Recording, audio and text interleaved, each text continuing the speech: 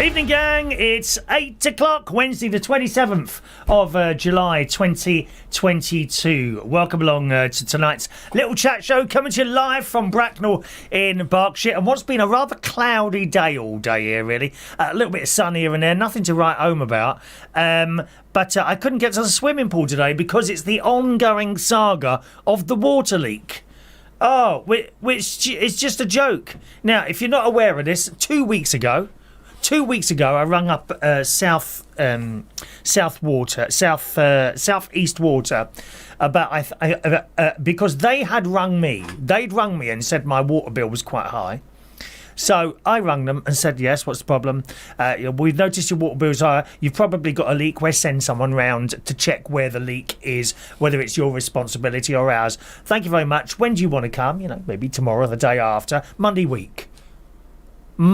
week, okay? All right. You haven't got anyone earlier? No, I'm sorry, we can't get anyone earlier than that. Fine, no problem, right, whatever. I couldn't see a leak anywhere, but I was suspicious of a repair that I had done some time ago. I wasn't suspicious that the repair had been done badly, but I thought, maybe it's there again. And I checked where the repair was recently, right in front of my house, and the soil was slightly different there. I know you might have heard this before, but I'm telling you again in case there's anyone joining us for the first time tonight, and you're very welcome, okay? So over the next few days, this area became more and more sort of slightly damp, and the grass was growing there. Now, as you know, we haven't had any rain there, and all the grass is dead everywhere. So I thought it's got to be there again, right? So I waited a bit longer, and the appointment for South East Water is coming closer, and then a puddle started appearing. I thought, right, it's there. That's got to be where it is, right? Rung up South East Water. Do I need to wait for you to come? I'm sure that I know where the leak is. She said, no, you can get that done. I'll cancel the appointment if you know where it is. Don't worry about your meter. You're not being charged for the leak. Okay, thank you very much. Put the phone down. So I then rung up someone else and said, I've got a leak. The person who fixed it last time doesn't do this sort of leak anymore. He's moved on to sort of industrial scour stuff, business, that sort of thing. Okay, can you put me in touch with someone else? So he did. So I rung up them. That would have been last Wednesday or Thursday, I think it was. They said, we can send someone round next Wednesday. Oh, right, okay. Fair enough, So another week passes. And it's got to the stage, I thought I'd done a video, actually, to show you, and I noticed I hadn't uploaded it. Let me see if I've got it on my phone for you to show you. All I can find on my phone at the moment is one of Gary's rude things that he likes to send me. No, it's not here. Oh, what a blooming shame. I'm sure I'd film that for you. No, it's not there. The state we've got up to now is that there is this massive water leak in front of my house, that there's a big puddle there, right? And where the grass is, you can clearly see where the water is coming up, and it's constant. There's quite a lot of it. At the moment, it's kind of sinking into the ground, but you can see the point where the ground's completely saturated, right? There is a puddle now, a large puddle over the pavement, right? So this morning I didn't go swimming because I was waiting for the bloke who turned up bang on time. 11 o'clock appointment, 11 o'clock that bell was ringing. I like that, don't you? I'm like that. And actually, if you give me a 10 o'clock appointment, I'll probably be at your place at 9. I'm really good with appointments. I like that. I like people that stick to appointments. So I was impressed by that. And it was an old bloke there, probably maybe around my age, perhaps 2 or 3 years younger than me. So we got on straight away. So I opened the door. Hello, mate. There's this big puddle out there. I said, you come to have a look for the water leak? He said, I've had a look everywhere. I said to him, I can't see it anywhere. He said, no, neither can I. And we looked at each other and just laughed. He said, yeah, you got a bit of a problem here. He said, I can see where it's coming out. He said, okay, I'll get back to the office. I'll put this through as a priority type thing, because I can see you've got quite a bit of a problem here. And that's it. He said, where is your stop? Where is your water meter? I said, it's on the other side of all that wood. He said, right over there? I said, yeah. He said, oh, that ain't right. He said, get onto Southern Water, South East Water, and tell them you want it outside your property, because that's not your land. And it's not. He said, if we have to dig there, we got to get permission and all that business, which they may well get easy. But he said to me, I should get onto South East Water and tell them to move the water meter outside my house rather than on the other side of the bleating copse. Because if that pipe goes in the middle, that's an expensive job. Unless, of course, you've got insurance, which I don't have. I don't have much insurance. I have insurance of stuff that I have to have it, like the car, for example, you know. If I was to go on holiday to America. Oh, Weird City Citizen has sent me a tip today. Thank you, Weird City. Blimey, that's very kind of you, dear Weird City Citizen. Just flashed up in front of me there. How kind. I rarely get tips. The only person who sends tips is John Parrish, occasionally £1, Gary Ross, and now yourself. So thank you very much for that, Mr. Weird City. It's very kind of you to do that. Tipperoo. We could do it. That reminds me of a song. It's a long way to Tipperoo. It's a long way to go. Anyway, that will help me pay for my water meter thing, because I've got to pay for this. I only have insurance that I really, really need to have. As I said, the car, of course. And if I'll go on holiday, I generally have insurance, especially America. Do not go on holiday to America without private insurance, because if something happens, something simple like a broken finger, you know, you might think, oh, it's only a little broken finger. How badly can that hurt? Listen, have you ever had a tiny little bit of grit in your eye? Yeah? Yeah? Or a small splinter? The pain, dear. And, you know, you go to one of those American hospitals without insurance, mate, you'll need to sell your house or your body. Who wants mine? Actually, Vera, I've got to tell you this, just coming off subject. Vera from Vera's Choice in the Morning, I usually ring her a few times a week on the way walking up to the swimming pool after the radio show in the morning. And she said to me this morning, right, when I was doing my karaoke at Zodiac Bar last week, I'm back there again this Sunday, Zodiac Bar in Hampstead Road. She said I was looking quite fit. Thank you very much. Thank you. No, she doesn't fancy me. She likes the girls, you know, like I like the boys. But she said I was looking very fit. Thank you very much. Thank you very much. She said I'd lost weight. I said, well, I hadn't noticed. She said, you definitely toned up. But you don't notice it yourself, do you? Because I don't like to look at myself in the mirror. I know I give you all this crap about, you know, top television presenter and radio. I don't believe a word of it. I was saying this to Vera the other day. All this stuff I say, you know, it's because most of you get it. Some of you won't. I get that. Some people with not too much brain cells in their heads won't get some of the stuff I said, but that's not. This programme isn't for those people. It's for the people who get it. The highly intelligent people who get me. That's why there's so few viewers, because there's not many intelligent people. I've decided that. The more viewers you've got, if you're one of those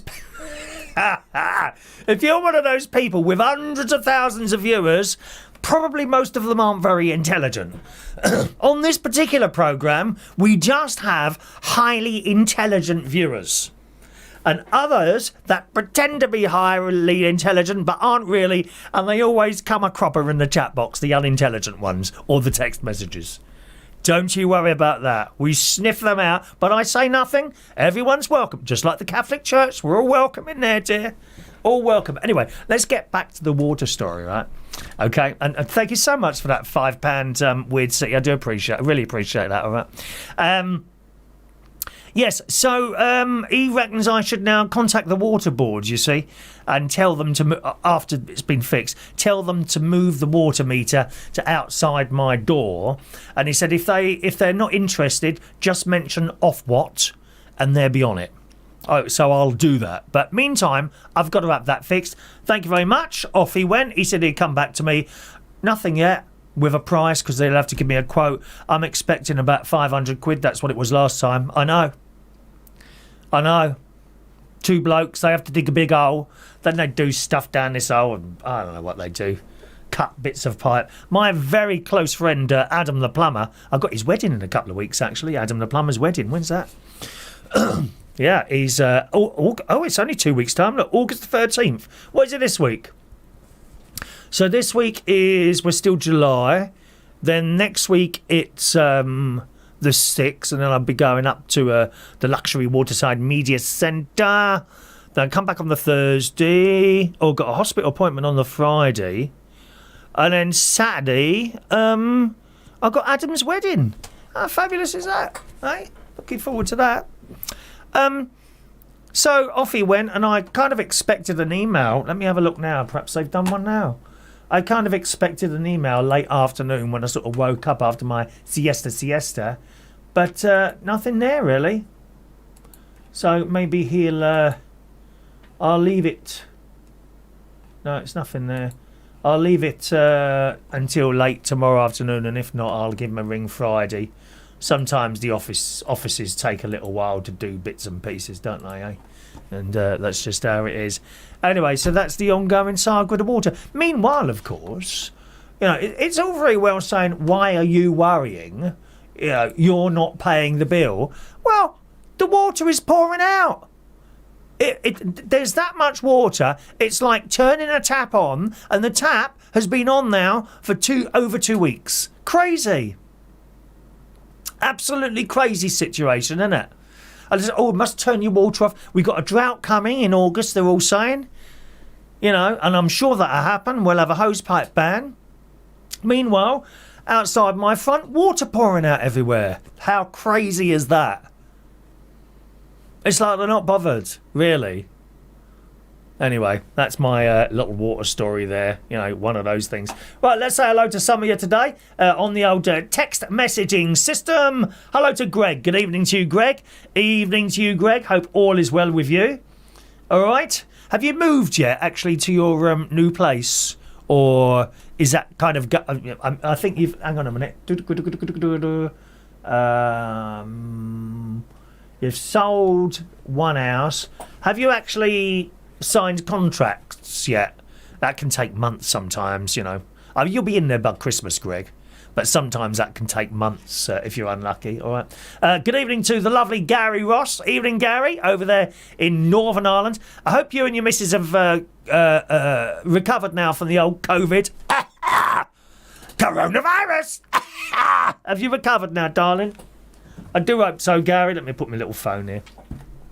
A very good evening to Steve in Dagenham. Good evening, young Steve. Hello to you. Hello to Paul in Ashford. Good evening from Ashford. A cool, refreshing breeze has arrived. Pure bliss. Well, I've got that coming out the air conditioning thing in here at the moment. He says, I get it, but not very often. What's that then? What is it you get, but not very often? Good evening to Maureen there. Hello to you, Maureen. All right, darling. You're your yellow orchid. Was that for birthday you bought me that, or was it a bit later on? You bought me an orchid in. That's still flowering, on the window in the hallway. Oh, well, I bought in one of my African violet today. This is years old. Can you see it properly? Would you like a little torch on that? We have a little torch on that. Now this sits near the window, and it obviously likes the position. This is many years old now. I've repotted it once. There you go. Can you see that better? There you go. You can see that better now, can't you? Look at that. Isn't that beautiful? And now and again the flowers all die, and I pick them off, and it reflat. That's got to be anywhere between 5 and 10 years old, that African violet. I seem to remember reading somewhere you can grow another African violet from a leaf, can't you? Where you literally you pick a leaf off, and you pick that and you poke that leaf into some earth in a little pot, and you get another African violet. Such beautiful plants, aren't they? Eh? Really nice. Have you got an African violet, Maureen? Such beautiful plants they are. They really are. Good evening to Diane Jeb. Evening to Diane. Oh my God, there he is. It's Mark Bowles. Love is a many splendid thing. There he is. The delicious, delightful Mark Bowles is in the house. Good evening to you, Mark. Kutanga, as they say in Africa. Kutanga, as they say in Africa to you. I think it means hello. I try and do all the languages because we welcome everyone here, as you well know, Mark. By the way, Mark, glasses on or off? Off. On. Off. On. They do that at the opticians, don't they? They got that little thing there, haven't they? Oh no, it's all electronic now in Specsavers. Oh yes. Do you remember when he used to come out and he'd have those like naked frames on, wouldn't he? Big frames like that with nothing in the middle. naked frames, right? And he'd have that little box of lenses, wouldn't he? And he'd pull one out like, bet, good, that one better, or that one better? Oh, that one. And he'd put another one. That one better, or that one better? And it gets to go on for hours. Well, you take me blooming sandwiches in there. It was so long sometimes, dear.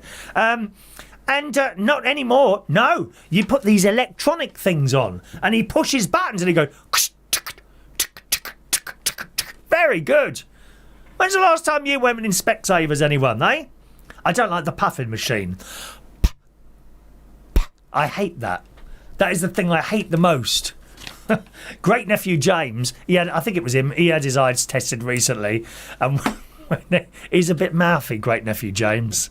He's a lovely child. He always tells me he loves me. Oh, bless. And he's in Scotland at the moment. And when they did the light thing in his eyes, it's, stop, you're blinding me! You're blinding me! Great nephew James, he has a little bit of a deafness issue, unfortunately.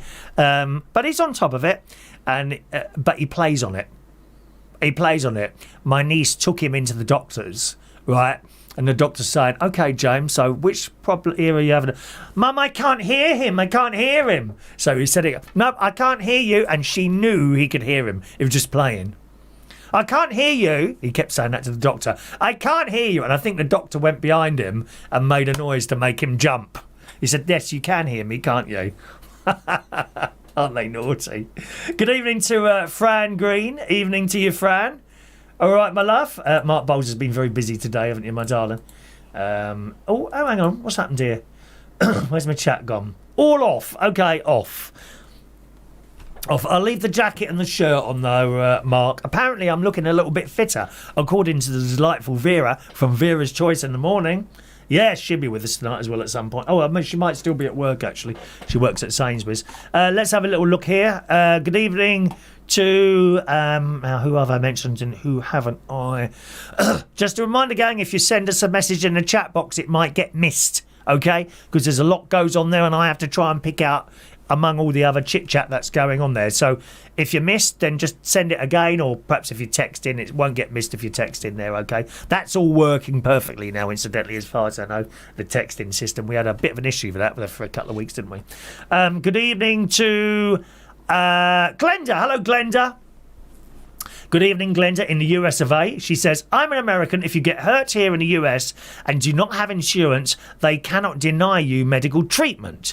If you are from a different country, I doubt that they can really collect the debt. Oh, they can, Glenda.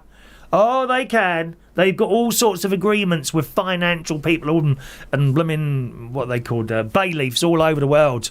They collect that money. Don't you worry about that, Glenda. They will never, ever go to America without some sort of holiday insurance. And don't go, oh, there's nothing wrong with me. I'm perfectly all right. You know, you catch a disease somewhere. You know, it happens. We see the stories in the paper. People having to sell their houses because they broke an arm. You know, one bandage, $10,000, please. It's a bit like that. It is. Rob Kershaw's there. Good evening to Rob Kershaw. No, it's not the drains, Rob. It's the water intake pipe. Rob said... Oh, Rob, honestly, I'm not reading that out. You naughty man. Scrolling down, a very good evening to Kevin Woodruff. Good evening to you as well. Mix Mowers, the Mower Man. Good evening, all. Hi, Chris. Good evening to Mr. Mix Mowers. And he says, you are looking hot, Chris. I have a soft spot for you. We'll lose some weight then, my darling. You know, I've got soft spots and I need to lose it there as well. It's weight, the soft spots. It's going to be hard, dear. Hard. I don't want any soft ones, Mick. I'm sorry, my dear. We don't want anything soft. I've got a bit of soft here. I've got a bit of soft here. Soft here needs to be hard. I've got to lose the weight here, you see, and then it will become hard. Oh, that or lift something. I can't think what. Nice to see you, Mick. All right there. Nice to see you there. And good evening to... What are you moaning about now, Dan? Oh, you're starting to get on my nerves. I see that you were creating all sorts of hassle on the karaoke stream the other night. Do you know what? Who wants me to send Dan Woodhouse out for a cup of tea today? Is he moaning again? He's moaning again. Something about the chat box. What is wrong with you? Can you do anything other than moan, dear? Who wants me to send Dan Woodhouse out for a cup of tea? A £1 super chat will send Dan Woodhouse out for a cup of tea for 5 minutes. Is it 5 or 10 minutes? I can't remember now. £1 super chat. Put their name there. I'll send them out for a cup of tea. You asked for this last week, didn't you? You asked me to reintroduce this. So if you want anyone timed out for 5 minutes, £1 super chat. Well, I've got to make money somehow, mate. You know what I mean? I'm desperately trying to keep the lights on here. You know, come September when all the bills go out, we'll be doing this in a torch and a black and white camera to save money, dear. £1 super chat. You can time anyone out for 5 minutes. Okay, there you go. Don't forget to put their name, super chat, and the name of the person. Good evening to my sister Shazby. She's been doing a chicken She's been doing a chicken program, I think. She'd done bread rolls actually. She'd done bread rolls in the air fryer thing that she's got. Bread rolls. Yeah, I didn't know you could do bread in there. No bread, very bad. The only bread I have is Maureen's delightful sandwiches. I think you should set up a little table outside your front house, Maureen, selling sandwiches and cups of tea to workers in the area. Because you're always digging up the blooming roads, aren't they, at the moment? Where are we there? Mixed mowers, there we are. And everyone's saying hello. Mick. Oh, we said hello to Mick. Is that everyone? I think we've done everyone there. Over on the text box, just a moment. There we are. Hands off his mine. See you, Dan. No, they don't want Dan to be timed out, so there we are, we'll leave it. I'm not doing it for nothing. Good God, dear. Do you think this is some sort of charity thing? Right, what have we got there? Let's do the Never Have You Ever quiz. I picked this up. We were supposed to do this last week, but unfortunately, I couldn't find the... we ran out of time in the end. Okay? Run out of time in the end. So we're going to do today the Never Have You Ever quiz. All right? Here it is. Let's see how many points you get for that. You can do it yourself. Okay? You can do it yourself. I'll read it out. So you'll need a pen and a piece of paper to write down your points. So go and get yourselves a pen, and we'll do that in a minute. Go and get yourself a pen, a little scrap of paper, and we'll do that. That can be a little bit of fun tonight. All right? I'll out and get a pen, and we'll do that very shortly. Texting in is... Oh, I think we're up to date with the text, aren't we? Okay. Good news about the Eurovision, incidentally, isn't it? I'm quite pleased for that. Eurovision coming to the UK next year. We don't know where it's going to be yet. All these different various cities are applying for it yet. I'd quite like London. I think London is the right place to host something like that. Yeah, it has been in London, I think, 3 times altogether. BBC Television Centre, Wembley Arena, and somewhere else. Maybe Royal Albert Hall, they've done it in there.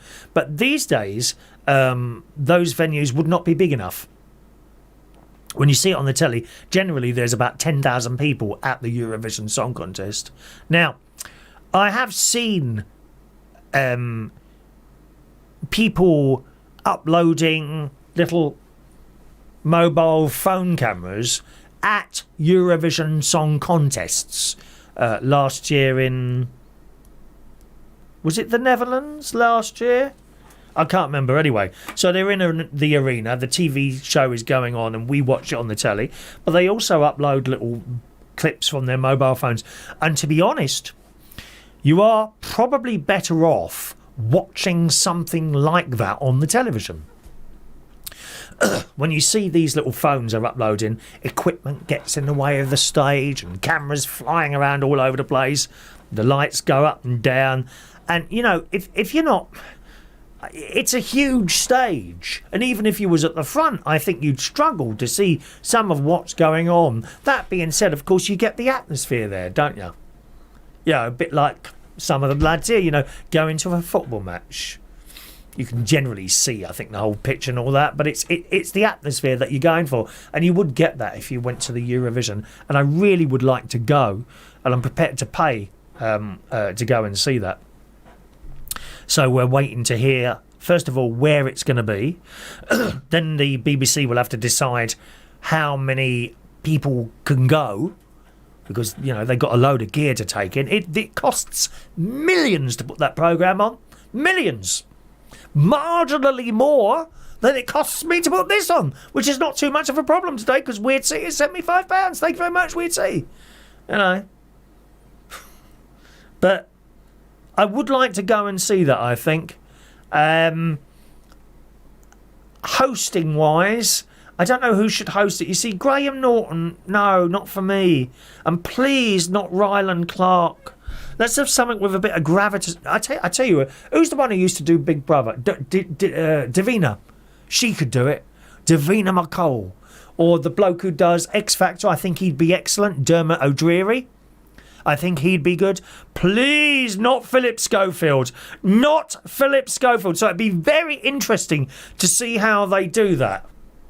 I would personally like to see a Ukrainian presenter on there, because we are only doing it because it's a bit dodgy there at the moment, as you well know. I'd like to see it hosted, at least one of the presenters, if not both of them, to be Ukrainian, and it to give a proper Ukrainian feel. Because, like I say, the only way that it's not there is it's nothing to do with money. It's because, well, they might want to blow it up. That bloke, he's a nutter, isn't he? Mr. Putrid. Mr. Putrid, you know what he was doing. So that's the only reason I would like to see a lot of Ukrainian stuff going out. And you know that bit in the middle, the bit before the voting, when they have some sort of act on. More recently, of course, they've got these big stars on, like Justin Trouser Snake and Madonna. That was a bloody disaster, weren't it, when she was on there? Madonna. I'd like to go back to having where they have this little bit of the middle, and it's to do with like the country's culture or something like that. And I think in this case it should be Ukrainian. Why not? Or maybe a combination of both. You know, you could have some sort of, I don't know what they do in Ukraine, you know, like here, what would you expect to see on the stage here? Probably Morris dancers, you know, those guards with the bear skin hats on, or beef eaters, something very English. Perhaps they could combine the two on the stage, which would be quite a nice thing, wouldn't it, eh? Anyway, that's the Eurovision Song Contest. I've got my fingers crossed that I might or might not be able to get tickets. It'll be a free-for-all, though. It'll be very, very busy trying to get those tickets. Paul in Ashford is out. All right, Paul. There he is. He's already done the little quiz there. Okie doke. Let's do the quiz then, gang. We'll read it out and you can do it as you're going along. Oh, sorry, that's something else. Oh, there's something else as well. Come on, Chris, pay attention. There it is. There it is. Dear me. Right. Let's do it together then, shall we? Give yourself 1 point for each correct one. We want points. All right, points. What will your total points be? Never have I ever broken a bone. Right, 1 point for me there. Never have I ever skipped school. No. No points for me there. 1 point each. Never have I ever fired a gun. Do you include Nerf guns for that? Do we include Nerf guns? And I'll tell you why. All right. My nephew Harry, he's got this Nerf gun. And he will attack me with it, you know, without any warning. All right. Well, he's going to come a cropper, mate. Right. Because Uncle Chris has got a new weapon. Uncle Chris has got a new weapon. Are you ready for this? I found this on TikTok today. I have got to get one of these. Ready? This is a giant Nerf gun. Right? No more will great nephew Harry give me trouble. Hang on, that's the wrong one, isn't it? There we are. There we are.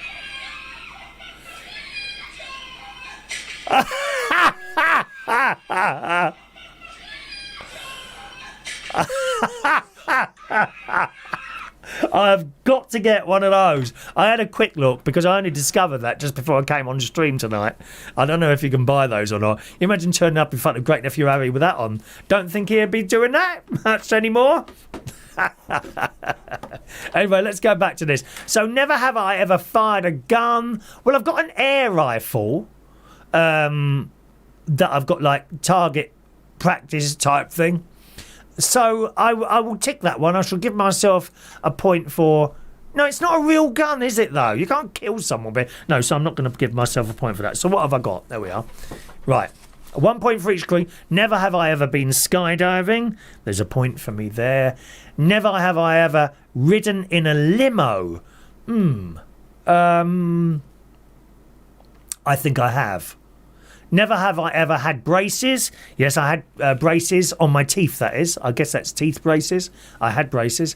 Never have I ever had a massage. Well, I've had a few of those. I've not paid. You know, lads come up behind me sometimes and for some reason they massage my shoulders. I don't know why. So I have got that one. Never have I ever gotten a tattoo. Right, that's a point there for me. How you doing, everyone? Never have I ever swum in the ocean. Well, I have done that. Luckily, the Pacific, the Atlantic, yes. Never have I ever dyed my hair. Well, I have done that. It was blonde once. Seriously, I had blonde hair once. Oh, it looked awful. And there's a picture of it somewhere. I'll just see if I can find that somewhere. Never have I ever watched Star Wars. Well, I have. I didn't get into Star Wars. No, I was a Star Trek man rather than a Star Wars man. Never have I ever rode a horse. I don't think I've ridden a horse. No, I don't think I've ridden a horse. There's another point there. Never have I ever got a ticket. Yeah, I got plenty of those. Never have I ever gone scuba diving. No, I haven't done that. And I don't want to either. Or I don't like that. You know that mask thing? You know that blooming... Oh, it's awful. You cover your whole thing in this and you've got to breathe through those tubes. Oh, no. Not even snorkelling. I can't have that thing on my face. My sister's done that, snorkelling. She's done that in Cyprus. You know where you put that thing... I'm always worried that some water's going to come down the pipe and then you'll choke to death, won't you? You know how it is when stuff goes down the wrong hole, don't you? Oh, it's awful, Mark. 1 minute you're drinking normally something, whatever that is, and then... Oh, it's gone down...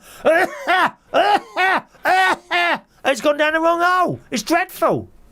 Dreadful. Anyway, so no, I haven't been scuba diving. There's another mark there. Never have I eaten sushi. No, thank you. Oh, it stinks, that stuff. Vile. Sushi. Vile food.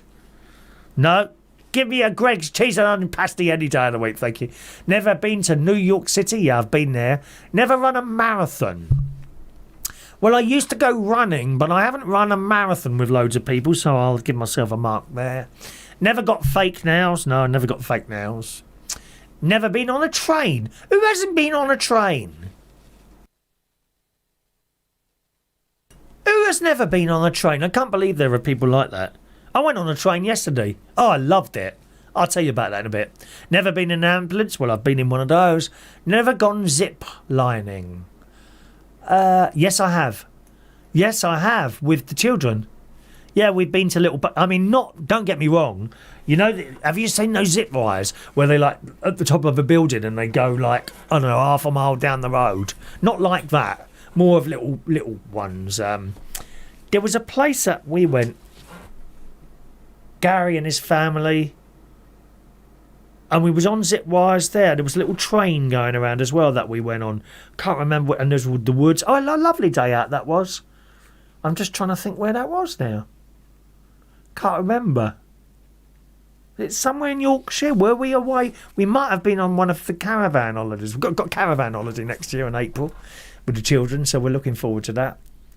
No, so I will say that I have been on a zip wire. I hope you're adding these up because I'm going to ask you what you got your points in a minute. All right. Never have you ever needed stitches? Yeah, I've had stitches in my ear. And for my life-saving burst appendix. Never been camping. Yeah, I've been on camping. I've never gone on a cruise, so I've gone on a cruise. So how many is that? 1, 2, 3, 4, 5, 6, 7, 8, 9, 10, 11, 12. That's 24. So that's 24 questions there. Hello, I'm back. I'm your world's worst nightmare. Lock your boyfriends and husbands away. Chris Reardon's here, yes. All right, so I got out of that 1, 2, 3, 4, 5, 6, 7, 8 out of 24. 8 out of 24 on that one. 8 of those things I haven't done. That's not bad, is it? I'm just wondering if I should do any of those things that I haven't done. Let me have a quick look again. I don't really want to fire a gun. I don't like anything like that, gun. I certainly don't want to go skydiving. Why do they do it? Jumping out of a bleeding plane? What planet are they on? Got a tattoo. I would like a tattoo, but you see, I'm older now, and a tattoo on an older person is not going to look like a tattoo on Justin Bieber or Liam Payne, you know, where the skin is really tight. I think it might look a bit awful. I don't know. You know, tattoo. What would I have? Mum and Dad. I'd probably have the children's names and my own son's name. That's what I'd have. Yeah. So that would be one. Mum and Dad would be one thing, and then the children's. How would you do that? Where'd you put that, on your back, or like a line of children on your back? I don't know. in age order it would be. So it would be Lee. Yeah, that's my son. Lee. Oh, actually, would I have the nieces and nephews on there? Yes, I would actually. Oh, I would have enough space on my back. You know, wouldn't have enough space. It would be going down and down and down, wouldn't it? And it would not be appropriate to have children's names tattooed on your arse if it goes then any further. Just at the top end. You got to think about these things before you do them. Right, so it would be, well, let's think. Lee, Gary, Tracy, Jimmy, Evie, George. Oh, which one's next? Emily, Harry, Olivia, James, and Frank. Did I get that order correct? Is Gary watching? And then you'd have to leave gaps on the bottom, because I think there's going to be more, which is costing a bloody fortune at Christmas, to be honest. But there we are. That's what I'd like. Yeah, if I had tattoos, but I don't think I'll have them now.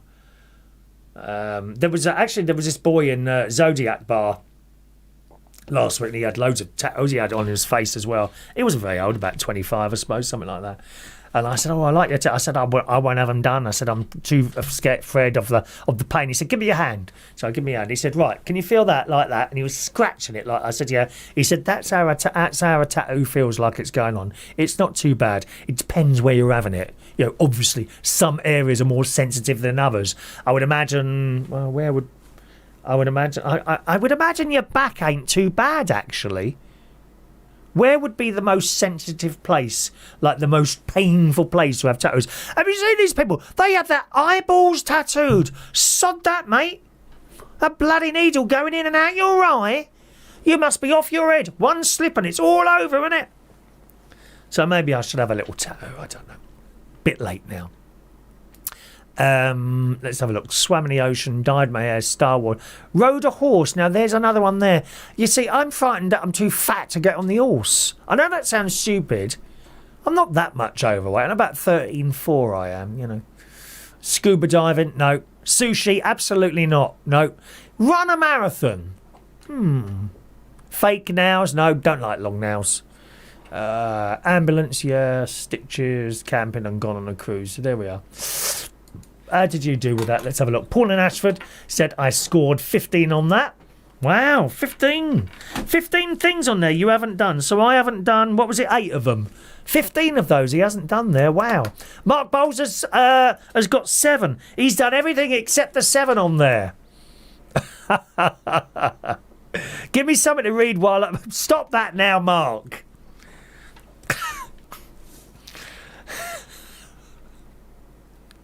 Oh, you are awful, dear. Remember what I said, when my face is cold, it will need to be kept warm. Now, let me see. Who else have we here? Excellent. Let's pop in the chat box. I'm doing something wrong here. What am I doing wrong here? Oh, that's it. There we are. John Paris, only one thing on there that he didn't know. That he didn't do. Well done, John. What is that one thing you haven't done, John, as a matter of interest? All right. Diane Jeb, 16. 16 of those things Diane hasn't done. She's lived a very sheltered life, haven't you, my love? Lovely Diane Jeb there. Weird City 8. A donkey is a kind of horse. Met Jimmy Savile on the train once. What, the donkey or you?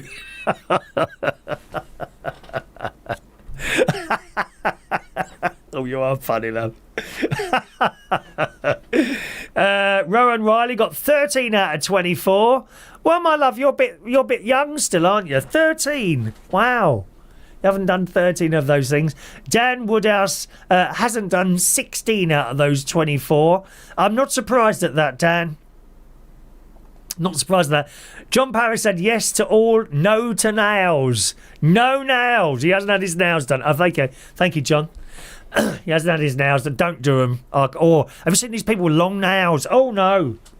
Oh, I can't bear it. And when they make that noise, my mate does that. You're watching a TV programme with him and he starts clicking his nails. Oh, can't bear it. Can't bear it. Anyone else there? Is that everyone? Everyone done that? Good. There we are. We've done that now. There we are. That was interesting, wasn't it? To find what some people have done and what others haven't there. Don't forget, you want to skip the chat box and you want to text me direct. Text number up there in the top left-hand corner. You can also email if you want. There is an email address there. chris@unitedkingdomtalk.co.uk. Mark, I would happily let you read whatever's on my back. Don't you worry about that, my love. Alrighty. Let me just refresh these texts. They do still sort of come in very strangely, really.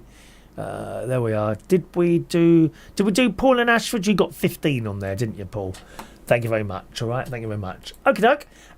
What else have we got on the show today? Now this is fast. I got to tell. I cannot believe this.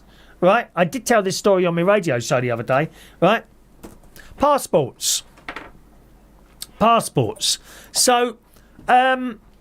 As you know, I'm taking my niece and her family to Euro Disney. That's now booked and all getting sorted. I'm very pleased about that. Deposit paid and all that. Really pleased. And it's in France, Euro Disney. I didn't think twice about the passport, actually. Didn't think twice about it. As luck would have it, I'm rearranging a mortgage.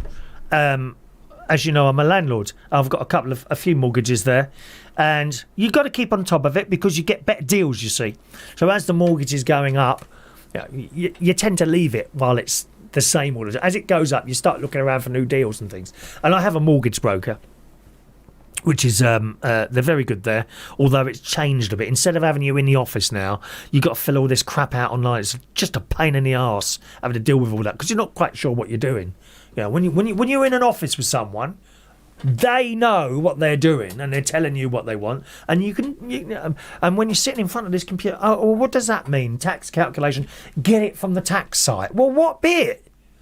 You don't just type in inland revenue and the bit that you want is there. What do you mean by that? And so I'm a bit unhappy about that, but nevertheless, we've got through it, and now they've now applied for the mortgage. Now, one of the things on the piece of the question sheet they wanted was you got ID, like passport or driving license. So I thought, I'll get my passport out. So I've gone into my drawer, got the passport out, and it ran out in March. I'd just not gone anywhere, and there wasn't really much intention to go anywhere. I can see myself perhaps travelling a little bit again in the not too distant future. Certainly Euro Disney is on the cards in October. And I would like to go to Israel again, to be honest. And I would like to go to some other places. I tend to put things off. As you know, I'm a bit tight with myself, with money and things like that. Now, you might be thinking to yourself, well, hang on a minute. You just had air conditioning installed in the living room this year for £1,000. Yes, I did. I've got 3 rooms done with it now, and this has accumulated over many years. The one in here was done about 15 years ago, although it had to be replaced because it went wrong. So that one's about 5 years old. The one in the bedroom's 3 years old, and the one in the living room's €1. So it was £1,000 on that last night. I've bought no clothes for a long time. Now and again, I buy a pair of trainers when they run out. So I actually spend very little money on myself. It's just I am. And I was thinking the other day, well, hang on a minute, you're 60 next year. Do you know what I mean? And you see all these people dying around you. So I'm 60 next year. You know, you could go to places if you wanted to. So I would like to go to some places. I certainly want to go back to Australia. My uncle there is quite old now. Uncle John, lovely man. And I would like to see him again, you know, before. So I would like to do that as well. So I would like to travel a little bit again. Although I hate the whole travel thing. I find it extremely inconvenient. I'm quite happy to sit in my house. Really, I just hate travelling. Driving long distances, I hate that. 2 or 3 hours in the bloody car. Piss arsing about at airports, I can't bear it. Can't bear it. Anyway, so I had this passport with me. Oh, it's run out in March. Oh my God, you know, I'm going on holiday in October. Plenty of time. Don't worry about it. Plenty of time. Okay. So immediately I realised that after I filled in this mortgage phone, I then went on the passport office website, which I have to say is very clear and easy to understand. A lot of those government things now, the tax people, the passport. There was something else I did once. Oh, national insurance, pensions. When you go on the internet and you look at these government departments, they are actually fairly easy to get through and understand. Yeah, they've obviously spent over years, they've got used to people complaining, well, we don't know how to do this, and they've done something about it. So I went on a passport, and it's really easy. Passport renewals. Excellent. So I went on there. Now, if I didn't tell you about this last week, so I think I did this last Wednesday. I think it was Wednesday that I did this, because I don't remember telling you about it last week. Went on there. Passport renewals, yes.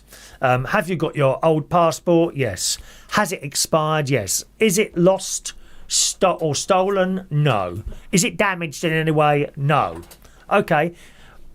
Type in your passport number. So I got, there it is on the back cover. Type. Where was it issued? United Kingdom. The name on the passport. Done all that. Date of birth. Done all that. We would need a new photo. Do you want to send one in, or you can upload one? You need a plain background. Take the picture. Do not smile. Do not frown. Stand so far away from the camera and no shadows behind you. So I did that. And I uploaded that, and once it was uploaded, it then appeared to do something. Like it cropped it, like so it was my head and kind of shoulders. I showed you the picture last week. I don't think it's on here now. I think we've tidied up the computer. No, it's not on here now. But I showed you. I'll be able to show it to you again in a minute. And uploaded the picture. It scanned it and said, "Okay, that's fine," and that was it. And I clicked send. Then it asked for some money, so I sent them £75, which is the basic. That's not the express or anything like that. There is an express service they do as well, which I think is a little bit over £100, something like that, maybe 125, not sure of the price. But I just sent them £75 because I thought, well, you know, it's July now, it's October, July, August, September, it's 3 months. They must be able to sort it by then, I thought. Plenty of time. Sent off the £75. And then it tells you that you must now send your old passport in. We recommend you go to the post office and do it, you know, signed. So I duly took that Wednesday night down to the post office. And also on the internet, you enter your phone number in there, your email address, and it said, we will text you at various stages to tell you how your passport is coming along. Fine, that's great. Went down the post office, £2.20 for a signed thing. I think it was £2.20, £2.40, something like that. Popped that in the stiff envelope, taped up. Gave it to the lady in the post office. That was it. That was Wednesday night. Thursday morning, I get a text on the email. Thank you. We received your old passport. We will now continue to process your application. If you needed anything, here is a reference number. Fine. So that was Thursday. And then, so that's Thursday. So Friday, Saturday, Sunday, Monday. Monday, I get this text. Your passport has been approved. No, I beg your pardon. Friday, I got a text Friday. Your passport has been approved. Wow. We will now start printing. Wow, I thought. That's a bit quick. And by the way, meantime, I've seen another story in the newspaper telling us that people are cancelling holidays because they're not getting their passports on time. Mine went to London, incidentally. I know you can send them to different places. Mine went to the London passport offices. But I thought, oh my God, well, I mean, it's not quite. I don't think it's quite 3 months. July, August, September, October. I don't think it's quite 3 months. Our trip to Euro Disney.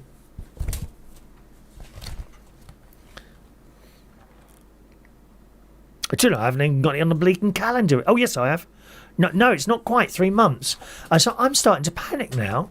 That would have been on the Thursday. The story came out on Thursday. Loads of people worrying about their passports and all that business.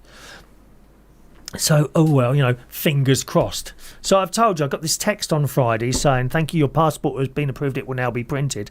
On Monday, I get this text, your passport has now been printed and is being sent to the deliverers. I can't remember the word they use now, the post people or whatever, TNT. I thought, wow, is this for real? Then Tuesday morning, I get a text, your passport will be delivered today between 8 p.m. and 8 a.m. and 8 p.m. And I'm like, what? Now, as luck would have it, last night I was due to go into I did go into London to Waterloo on the train, which was fantastic. I do love a train journey, right? And I'm thinking, oh God, what if it comes after that? Well, I sat here and done my radio show at 9 o'clock. At 10 o'clock, I'm just getting my stuff ready to go swimming, and there's a knock at the door. It's the bloody passport. I couldn't believe it. 6 days. 6 days. And here it is.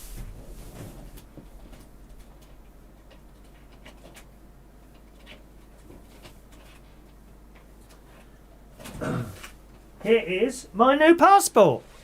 Now, I thought they were blue, but this is it black or slightly? I don't know if that's black or ever so slightly blue. I don't know, but here it is. Look at that. Christ, what was that? Oh, that's my dad's number plate, incidentally, if you're wondering what that is. I'll put that down there. It keeps falling over. Let me see if I can get you my picture without giving you my numbers and things like that away. It's the worst picture ever of me. I don't think I can show this to you without showing you all my proper numbers and things. Oh, yes, I can. Hang on.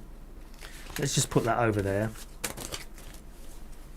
I'll cover up the relevant information there, and you'll be able to see that. Hang on, let me get the numbers on there.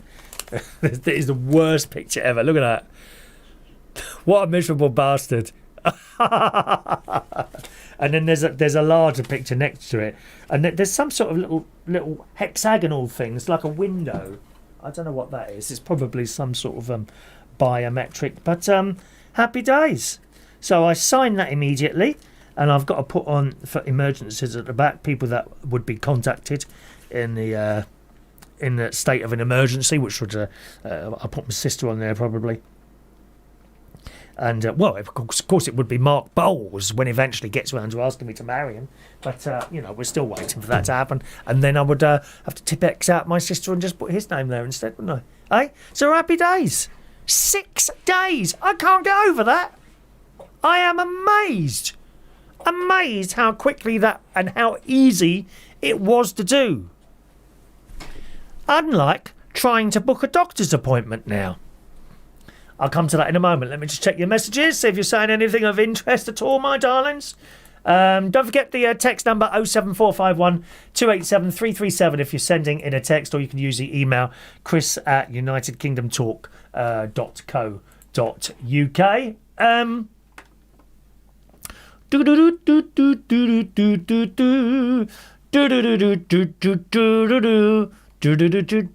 Evening. Oh, it's just people saying hello to each other. There we are. Well, you're obviously happy listening to my stories, so I shall continue, my darling. Unlike trying to get a bloody doctor's appointment. Now, I don't know who your doctor is. By the way, has anyone else applied for a passport at all recently? I'd be very interested to know how you got... Oh, it's got the email up there. I'd be very interested to hear how you got on with your passport buying. Or maybe yours. When's the last time you checked it? Because I didn't know mine had run out. I mean, how many times must that happen? Yeah? And just imagine that. Turning up at the airport Right? And you haven't looked at and you get there, I'm sorry, that's out of date. You can't fly. Wow. Terrible. Terrible, isn't it? Booking a doctor's appointment was another thing altogether, my dears. So, we have been booking our doctor's appointment on this thing called patient access. Patient access, right? So you go on there and then you click on book appointment. And then it would say what sort of appointment do you want, person to person or telephone appointment. And I would usually book on telephone appointment, you know. So certainly if it's not urgent, there's people more urgent than me, sort of thing. But that facility was not there. And I'm on this bloody website, and the only option I seemed to find was mole removal. Well, I haven't got a mole to be removed. There was nothing there about appointments. And I must have been on here for ages, clicking all the different options and trying to find something. Nothing about booking appointments. So I tried it in the night. Then I tried it the next morning. I thought, well, this is strange. So then I rang up the doctor's surgery. Okay, don't worry. They'll be able to do a booking on the phone. So, you know, after waiting forever for them to be answered, we are fourth in the queue. We are third in the queue. We are second in the queue. We're first in the queue. Eventually I get through to a very nice lady on the phone. I said, hello, I'm having trouble booking an appointment. Can you do it on the phone? Okay, what's your name, please? Date of birth, first line, your address. Okay, let me have a look. She said, yes, you are registered for patient access. Okay, which is my thing. She said, you have to book your appointment yourself online. I said, well, I can't. The option is not there. She said, what do you mean? I said, well, all I seem to be able to do is book in for a mole removal. All right? She said, well, let me have another look. She's having a look. She said, no, you're definitely registered for that. It should be all right. I said, well, it's not. Can you not book it there? She said, I'm not able to. I'm very sorry, sir. I am unable to book you an appointment on the phone. Well, what do you do? She said, I'll give you an email address. Email the surgery and tell them what your problem is. So I have. No one's responded to that. How crazy is that? So I said, can I come down to the doctors, to the surgery? Maybe you can, if I come to the reception, you can book me an appointment like that. I said, there's no problem for me to come. No, you can't. You have to do it yourself online. Oh, it's just crazy. So I continued to have a look. Then my mate came up, because he's very good with all this sort of stuff, right? And I thought, maybe it's something I'm just missing. And he came up, he said, no. He said, you haven't got the facility to book an appointment on here anymore. So God knows how you make an appointment. I then went on the doctor's website, because the doctor's got a website as well, and I managed to arrange. You had to ask all these questions, right? I tell you what the problem is, and I mentioned it to you often. It's this stomach acid problem. I'd like this to be sorted out because it's pissing me off now. You know, it's 1 minute you're sitting there and you get this acid coming up. Oh, it's dreadful, dreadful. So I'd like that looked at now. I'm fed up, and I've been putting up with this for about 2 years now. So you fill out this form, and I got to the end of the film, and it says, these different questions, and when I clicked on this and a red thing come up, you need to see someone, please book an appointment. But you can't. There's nothing there to book an appointment.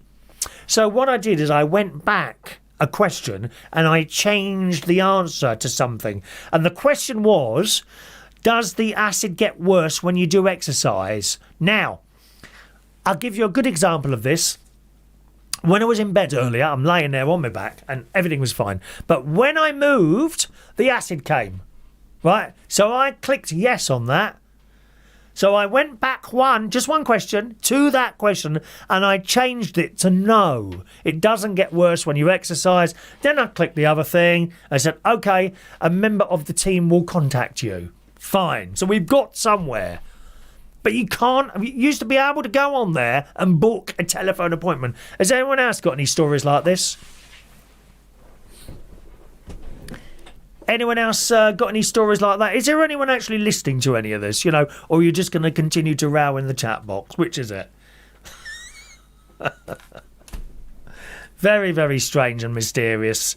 that business with doctors. I'd really be interested to hear if you've yourself had any problems with that. Roy Brownlow's there, said he sent my passport and driving licence off to have new titles on Lord Dr. Roy Brownlow. John Paris said, did my passport this week as part of all of the difference was what?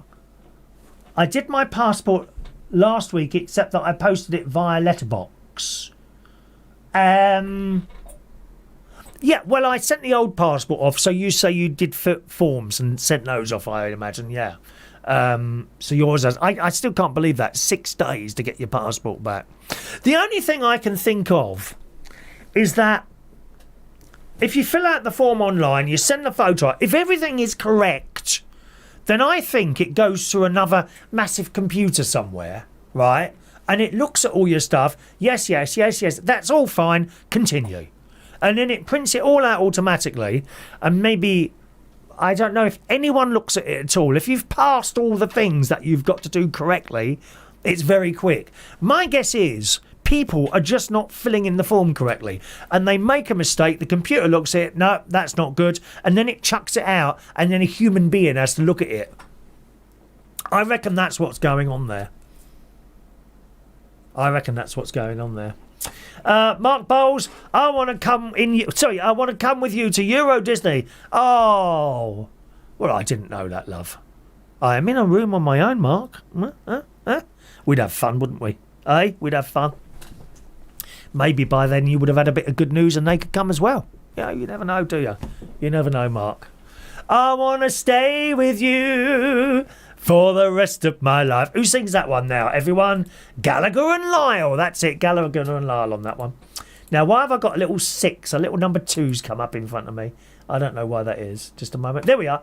Paul in Ashford. My GP doesn't support patient access for booking. It's e-consult. That's the thing I've got, Paul. E-consult. I've got an e-consult tomorrow, it says. From 8 till 12 or queue on the phone forever. I've got an e-consult tomorrow. And it says... Did I get a text? I'll tell you what it says here.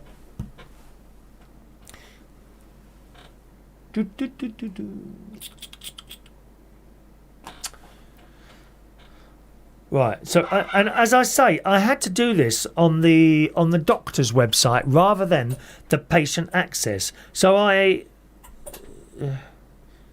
surgery. Dear Mr. Reardon, thank you for using e-consult. This is a thing you've done as well. A member of the clinical team will deal with your e-consult on Thursday and will telephone you only if necessary. If you will be unable to take the call or miss calls, then please contact the surgery at your earliest convenience to rearrange the appointment. No time. You know. And now I'm worried about going swimming tomorrow. Really, when I'm in the pool is the only time I wouldn't be able to take that call, right? But so in the morning I get up, I turn the phone on, right? And the phone is, even while I'm on the radio, it's usually here in front of me on silent. I'd see it flash up if there was a important call to take, you know, something like that.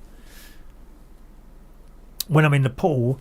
different, you can't really have the phone on the side of the pool. I suppose they're waterproof, are they?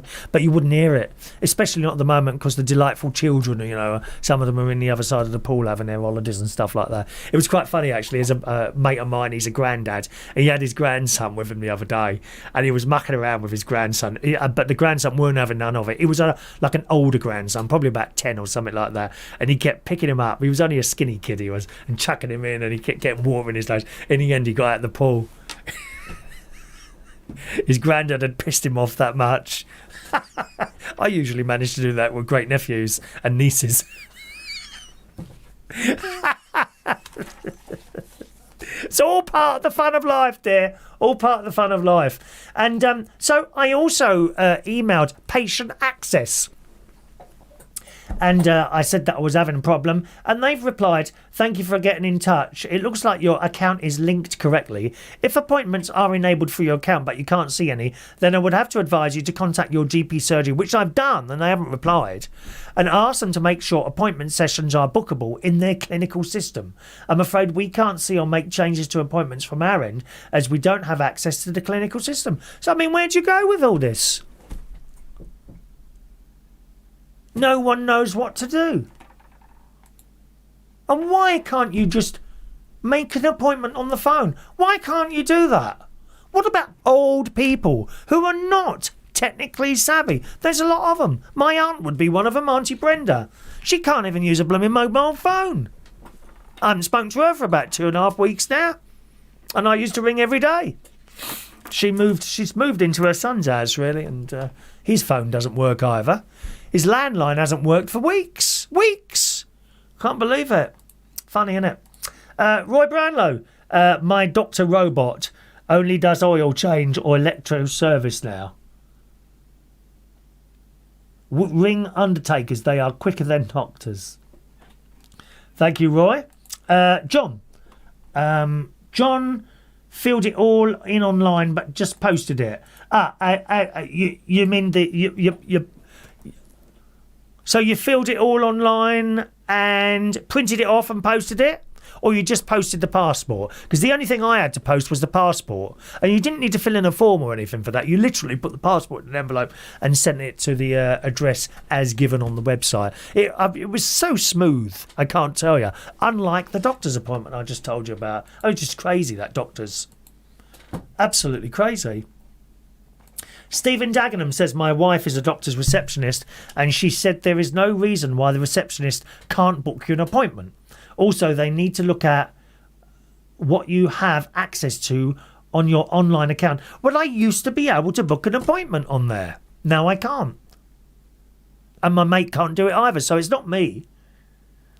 It's funny. It seems the booking feature has been turned off. I hope there isn't any 80-year-old patients at your surgery who don't have a computer. They will all be stuffed. It's so wrong, isn't it? It's like with the banks. There's no bones to me. No bones to me. The fact that I can't walk in a bank doesn't bother me. I can put cash if I get paid cash in jobs. I can go and put that in the hole in the wall. That always works. It's always worked. I've never put money in a hole in the wall as a deposit only to find it hasn't happened. Yes, it did once. It did once. And I'll tell you what happened. I rang up the bank. And I gave it a couple of days. Usually it's there, if I post money, say on a Saturday or a Sunday, it usually goes in there by Monday afternoon, all right? And this particular day, 2 days passed, and it still wasn't there, so I rang up. Hello, I'm so-and-so, my deposit. Yes, thank you very much for calling, sir. What's happened is that the ink that prints out, it prints on the envelope. You put your money in an envelope in the deposit thing, right? Or it depends what bank you're in. I know HSBC, they've got a marvellous machine in there. I mean, I don't have a HSBC bank. Now, why was I going in HSBC?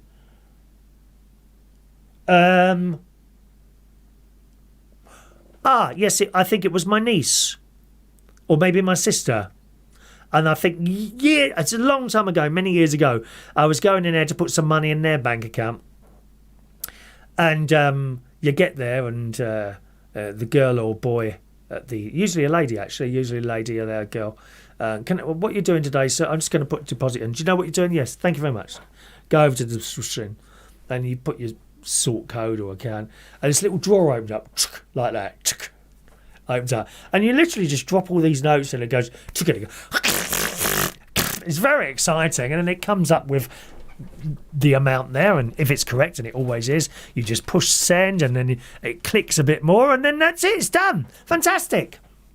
My bank, you put money in an envelope, you see, on the outside. If you're on the inside, you just put your money in as in cash because it knows it's you, right?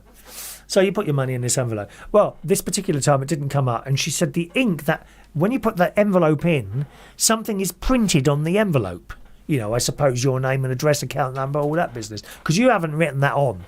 You haven't had to write anything on the envelope. You just put the money in the envelope, put it in a machine. This machine prints the stuff, your numbers and things on the envelope. Well, the ink had run out. So they had all these envelopes of cash. And they didn't know who they were. And they must have known roughly which ones were what. She said, can I ask you how much was in the envelopes? I said, yeah, 150 quid or something like that. So she said, right, yes, I found your one. Is it Mr. So that's right, yes. Okay, because it had the times on there. Can you tell me about what time you posted it? So they seem to know that. And that was fine. And immediately it was put in. So there's never any problem putting your money in an envelope like that. It's mad, isn't it? Mad, isn't it? But old people, you see. Yeah, old people, how do they do banking? Because they haven't got the internet. It's terrible what's going on. I mean, the answer is, I think, the post offices. Now, they've taken over some of the banking. So if you're with a certain bank, I don't know which banks do it, maybe HSBC, Barclays, NatWest, if you've got an account there, you can do transactions at your local post office. The trouble is, they're bloody well closing those down as well, aren't they? I mean, where my sister lives, Woodall Spa, that's the only post office around for miles. And it's only a little sub-post. It's not like a main post office or anything like that. And in the queues, of course. Queues in post offices, aren't they fun? My nearest sub-post office is actually the newsagent. It's like a counter within the newsagent, you know. And I always think, you know, it's always run by... There's no, like, security people there or anything like that. You know, it's only a newsagent. And I'm thinking, well, they got a post office there. Presumably they'd have loads of cash and expensive things like... I mean, stamps. You know, you take a sheet of stamps and that's worth 30 quid. How many sheets have they got in there?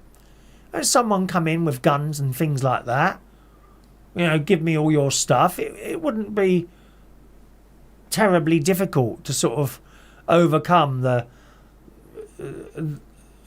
girls and boys that are in there. They're just ordinary people like you and me, you know. Terrible, really, isn't it? What's going on there? And you go in a proper bank and you've got these glass doors. I'm sure they've got all sorts of security things in there. If someone comes in there with guns and things like that, they just push a button and loads of things shut. I mean, I don't know. I know in... I haven't got one there, but when I had an account at the Halifax, and I know it says, do not lean past this red line at the counter. And you could see this, like, shutter thing that presumably would come down or up very quickly, you know. You had your fingers chopped off there. And if you're a burglar, so you should have. The Saudis have got the right idea, haven't they? The Saudis have got the right idea. Do something wrong, they cut your bloody arms off. You ain't going to nick again then, are you? Very low crime rates over in Saudi and places like... I'm all for that. Nick something, chop their hands off. You get the Liberals. Oh, you don't understand their circumstances. No, nick something, chop the hands off and be done with it. And that's it. Paul in Ashford, all those flipping questions on the e-consult. Oh, yes. It goes on forever, doesn't it? I could have been there for hours, dear. All those flipping questions on the e-consult, I'm starting to work out a route through it to get what I need. It's been a pain to get them to properly prescribe the 8 pills I take each day. They didn't want to follow the letter from the Amsterdam doc. No, it's a joke, isn't it? And I've always, since I've been going to this doctor, I've never ever had a problem until yesterday. It was the first time I've had a problem trying to get something from that doctor. All right. John Paris, did you send your old passport back?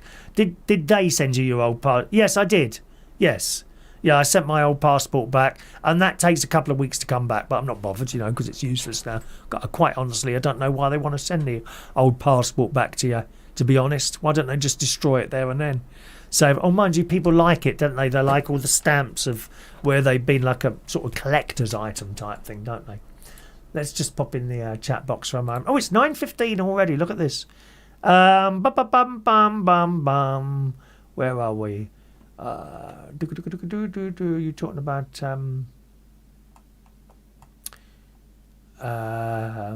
Mick Davenport says, good evening, Mick. My doctor's fed up with me. Do you keep pestering him, Mick, for more pills? Thank you. I'm just going to go up a little bit here, just a moment. There we are. Jason, getting a doctor's appointment is a disgrace. Can't ring and make appointments. Got to ring at 8 a.m. And if they haven't got any appointments, you'd have to ring the next morning. That's okay if you're home all day. Yeah. Yeah, I know that one. But the thing is, you can't ring now. I don't know what would happen if I rang them at 8 a.m. Maybe you can make appointments then, I don't know. Gary Ross hasn't been to the doctors for 2 years. You can only get appointments if it's an emergency. Gosh. Gary Ross has got patient access NHS app on my phone. I can order my medication and book an online private Bupa appointment, but no doctors. Well, I've got that NHS app. I took off the coronavirus one. I haven't got that anymore. It's an NHS app. Hang on, let me have a look at that then. NHS app. Where is that now?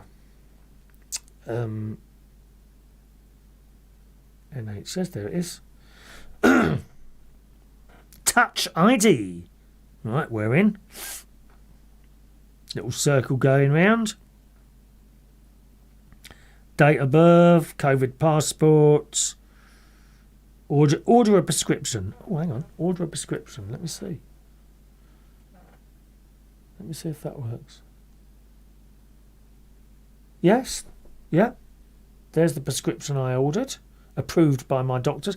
You've learnt me something here. I didn't know I could do this on the app there. Because how do I order it? Patient access. I order it on patient access. Well, I didn't know that. Appointments. Let's click on appointments. View and manage appointments at your surgery. Oh. GP appointment. Book an appointment. Book an appointment. Hang on. Oh, here we go. No, it's the same on here.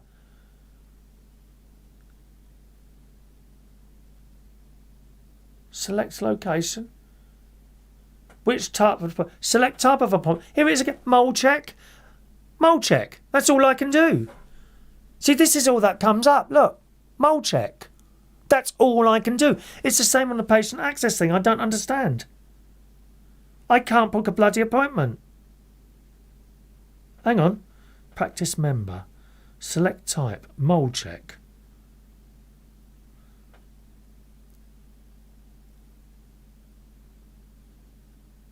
I can't do it. Why can't I book an appointment?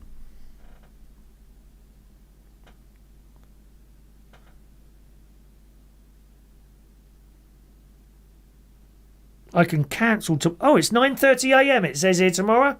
So they're going to ring about 9:30. That'll be halfway through the show. That's okay. With... Oh, it's Simon. I like him. Oh, he's nice. We got a hot doctor. His name's Simon. He's nice, he is. Okay. I will ask him at that point. But if I click on book an appointment, the only thing I can do, right, select type. Here, I'll show you again. The only thing I can do is a mole check. Look. It's crazy, isn't it? I'll ask him tomorrow. I mean, I've got my e-consult thing. But, you know, what about, like, in the future? I might need an urgent appointment and I can't do it.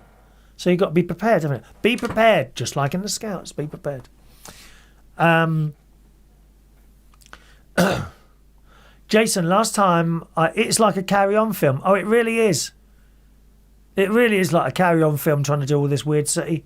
Jason, last time I went to the doctor's, I did my ribs in at racing.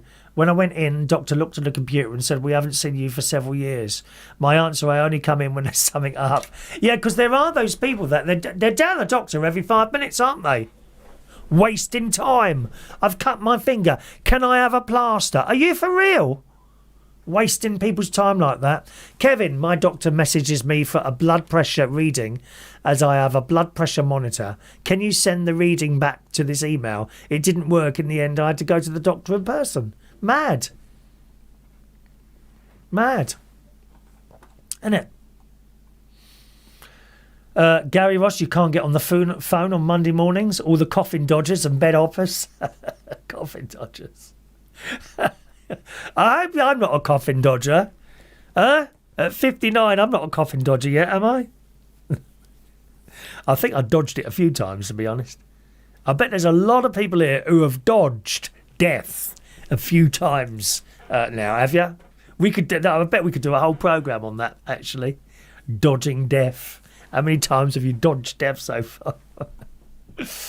Mick can look at his own medical records online. Oh, yes, so can I. So can I. I discovered by reading that I've got stage 3 kidney disease. I have something else, right, which, because I left it so long, damaged my kidneys. It was probably that, or going raving in the 90s, or a combination of both. But it's stable. That was 12 years ago I found that out by reading that thing on there, and it's stable. So and once certain things in your body, like kidneys, once you've damaged them, they don't repair themselves, but you can stabilise them so that they don't get any worse, and that's where I am. OE is in the house. Good evening, OE. OE, I'm not quite sure who you are, but welcome to the show. He's been to Central Station a few times. I'm glad you enjoyed it. It's all about having a bit of a laugh. Don't take anything too seriously, okay? Don't take it too seriously, all right? Good. Anyone else commenting on that? One moment. And then we'll move on. Leslie's there. Hello to Leslie. Oh, it's Gary's birthday on Sunday. He's going to be 45. Happy birthday to Gary for Sunday. Let us know on Monday. All right, and I'll sing you on the radio show on Monday, okay? Mark says, I'll sort you out. No need for a doc. Oi, no hot docs. Oh, don't you worry. You're probably a bit older than Simon the Doctor, but much, much hotter, Mark Bowles. Thank you, Mark. 'Cause I only have eyes for you. Yeah. I'm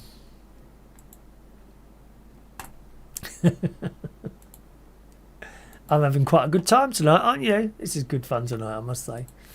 Right, that's it, and we've done that. Right, let's move on, gang. Let's see what's next on our list. Can I just ask you, has anyone used those blue things for the toilets?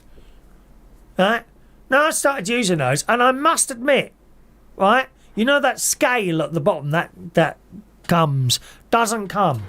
I haven't got any scale anymore. Usually it starts off, you know where the water is in the toilet at the bottom, that where the top of the water is, it starts off there, doesn't it?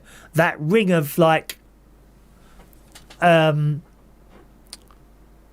what is it called now? Scale. Ring of scale, and you kind of get a cleaning thing and wipe it off with some toilet paper and flush that away. I've been using these blue tablets now for a few weeks, and it doesn't come anymore. But it says up to 6 weeks. Well, it's 3 weeks and there's no more blue. How long do your blue things last, or don't you use them as a matter of interest? Very, very important topic for tonight. How long do your blue things last in the toilet? Okay. Now, we've got some very bad news. Those people that are eating all their meals at McDonald's. Are you one of those? Is it extremely rare that I go to McDonald's? I find the service is usually quite bad. They want you out, in and out, and want your money as quickly as possible. I can't bear touching those disgusting screens full of bacteria and viruses and particles of people's poo all over it, and bogies and other awful bodily, not the nice bodily fluids, the horrible bodily, what are the nice bodily fluids? Well, you make up your own minds what they are. Okay? I don't like McDonald's. I don't like it. But I do go very occasionally. I went the other day when I went to the cinema to watch The Railway Children. I was bitterly disappointed with that. I was so disappointed with that Railway Children. It's a bit woke. Bit woke it was. How disappointing. But before I went there, I thought, oh, well, I'll have something to eat before I go in. I went into McDonald's and I had one of those plant burger things and some chips. And apple pie. I always find the apple pie very reasonable at 99 pence. I think they're very reasonable in there. Burgers, the Big Macs. Well, I don't eat Big Macs. Plant burger. What did I spend on myself? I had Big Mac chips, apple pie, and McDonald's shake. It was about £6.50. Well, if you're a McDonald's fan, and I know some people live in there, don't they? They're in there for breakfast, for lunch, for dinner. Oh, God. It's about to go up. And I'm sorry, McDonald's is nothing on Greggs. Greggs is our leader here in the UK. Absolutely. And I have a feeling that there's someone watching this channel at the moment who might just agree with that. Eh? McDonald's in the Sun is hiking menu prices, including fan favourite the 99 pence cheeseburger, as the cost of living crisis begins to take its toll. Listen, if you can afford to keep going to McDonald's in Kentucky, you ain't poor. Don't give me all that. Oh, we can't afford to eat properly. Do me a favour. A bag in vegetables, a big bag of frozen vegetables in Aldi is 79 pence. Don't lie to me. You have chosen to spend your money on fast food because you're too bone idle to bloody well cook. That's what's going on here. Think I'm stupid? Oh, we got no money. Where you go? We're just going to McDonald's for dinner. Well, then you've got money. You've got money. Don't give me all that crap. All these people with no money still down to fast food places. Even fish and chips now, as I told you before. Me and my mate were going out with fish and chips once a week. Not anymore. It's 25 quid now. He has a haddock and large chips and a can of drink.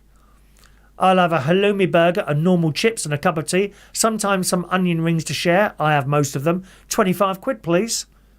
So if you go out every week, £100 on 4 fish and chip meals. Don't think so, mate. Not going there anymore. Went down Sainsbury's. I bought the posh chips the other day in Sainsbury's. Big bag of McCain chips, £4. £4.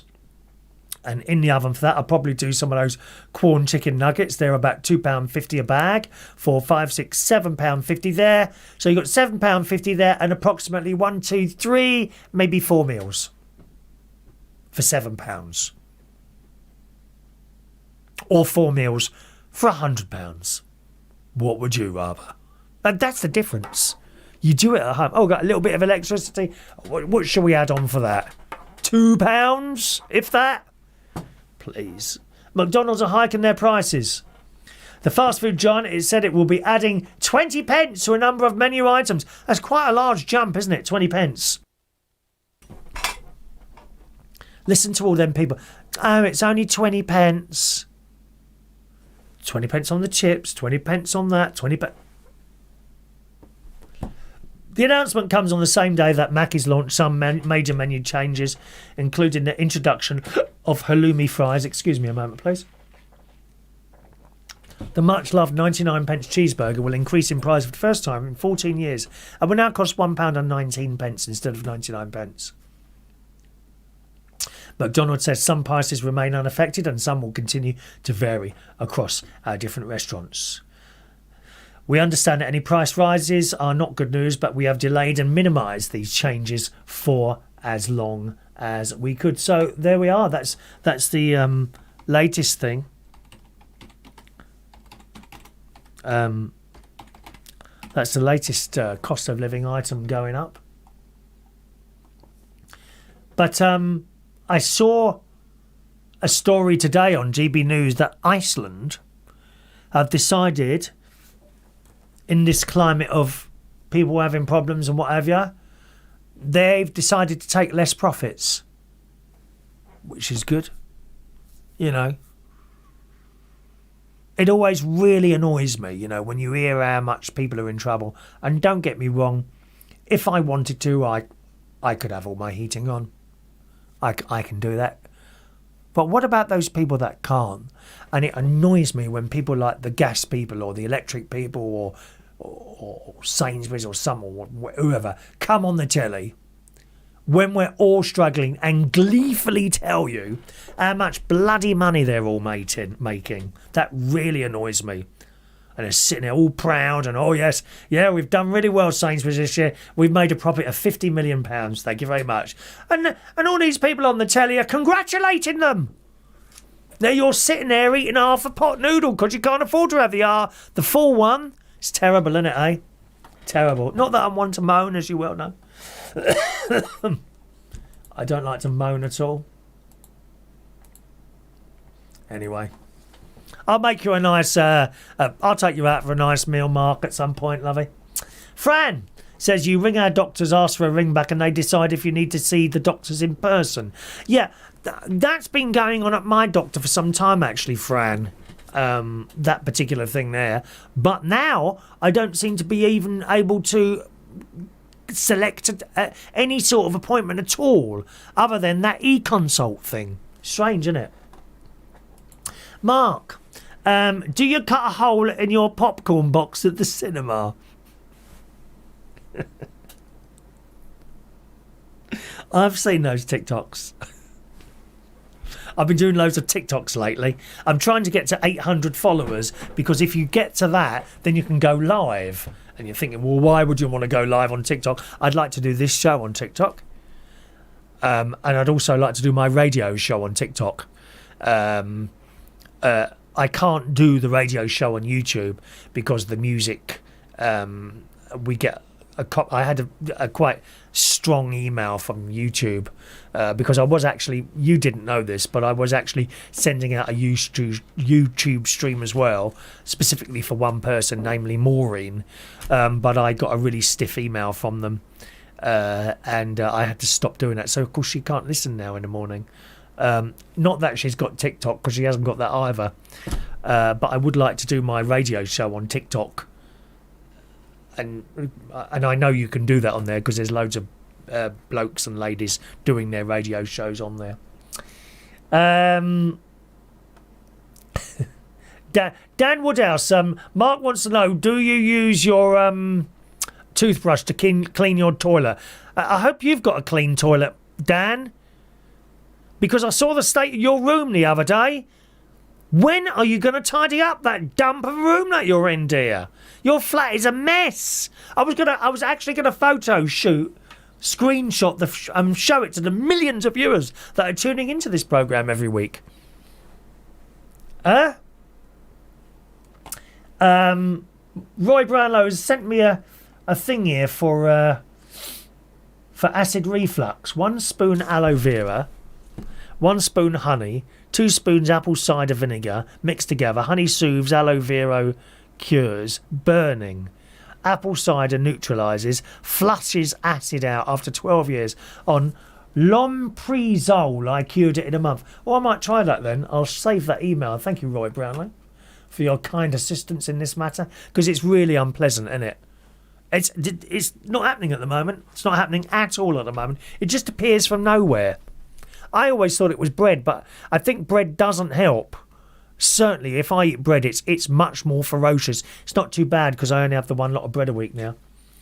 And Fran says they wonder why people just go to A&E. Well, you can understand it, can't you, Fran?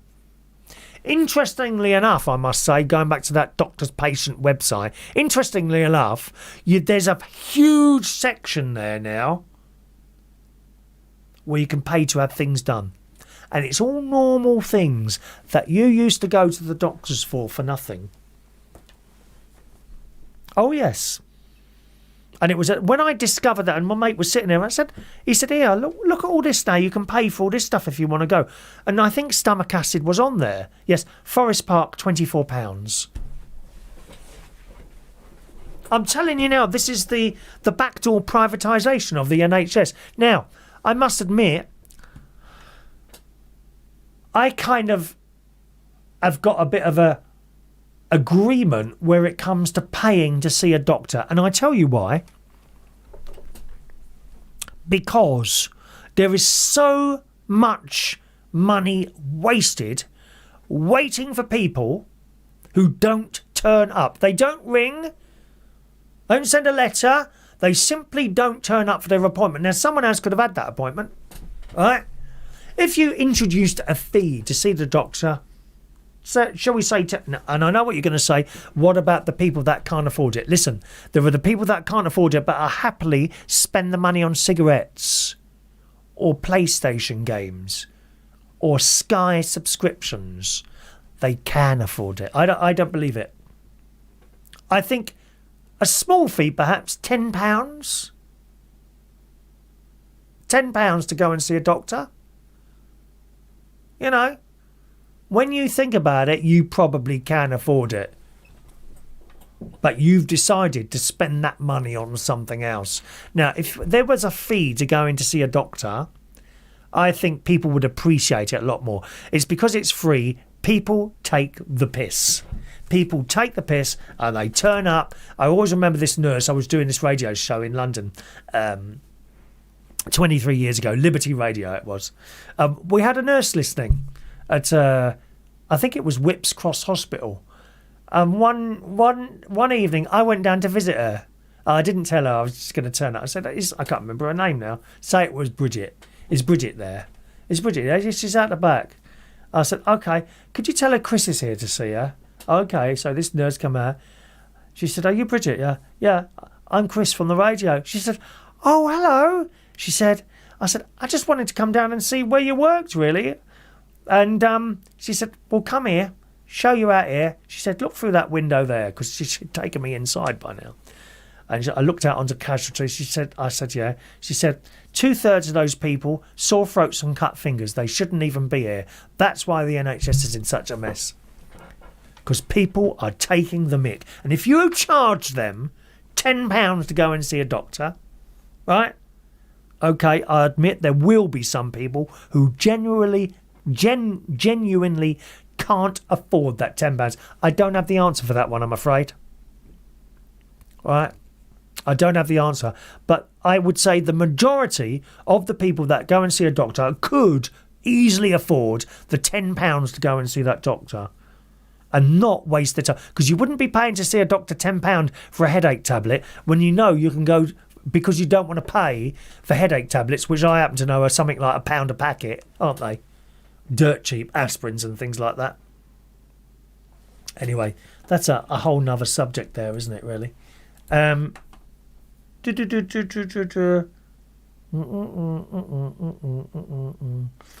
bread does me up, and if I eat too much of it, it bungs me right up. Oh, Jason, you ain't got to tell me about that. I went through that for a couple of years. It was just awful, that, not being able to go. Awful. I had they started giving me this powder stuff, which actually was quite good. About a year and a half ago, I weaned myself off the powder, and I haven't had the problem since, fortunately. Funny, isn't it? You would think a vegetarian wouldn't have. Then they always say that. Oh, do you eat enough vegetables? I said, well, I'm a bloody vegetarian, you know. Oh, dear. Jason says, on the other hand, a good curry or a kebab is a good detox. There's Adam the plumber. There he is. He's getting excited. As I said to you right at the beginning of the programme, he's getting married in a couple of weeks. I'm going to that. Mick Davenport wouldn't touch McDonald's if you paid me. After a case where a woman caught herpes off a burger. How can you put blooming herpes off a burger? You would have had... How can you do that? And how does she know she got it off the burger? I can't believe that for one moment, eh? It's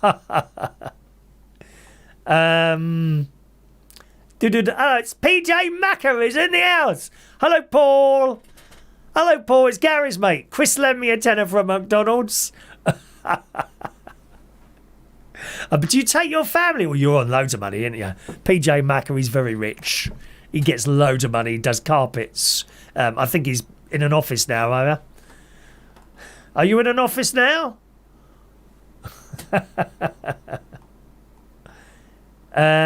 Obi. I think we've mentioned Obi, haven't we? Hang on, let's just scroll back down to the bottom there. Poor Adam's knackered. He's just got back from work. Adam, I don't want to say it all again, but the water leak is still happening, and it's like a tap now. It's bubbling out of the ground. It's just like a tap on 24 hours a day. Water company not bothered. Don't worry, you won't have to pay for it. What about the leak? All that water. I am single-handedly emptying several reservoirs here. Don't come to me when you can't put your hoses on, because it probably is my fault, but they ain't done anything about it. Just quickly, Adam, I had a bloke come round today and he's going to get back to me with a quote, and that's how far I've got with that. It's now been 2 weeks. It's been 2 weeks since that water's been coming out there. All right, don't forget you can text into the show if you want to jump the queue. 07451 287 337 is my number. Mark, herpes off a burger, yeah, got nothing to do with the 7 blokes. Oh, well, I can't read that out there. Oh, you do make me laugh, dear.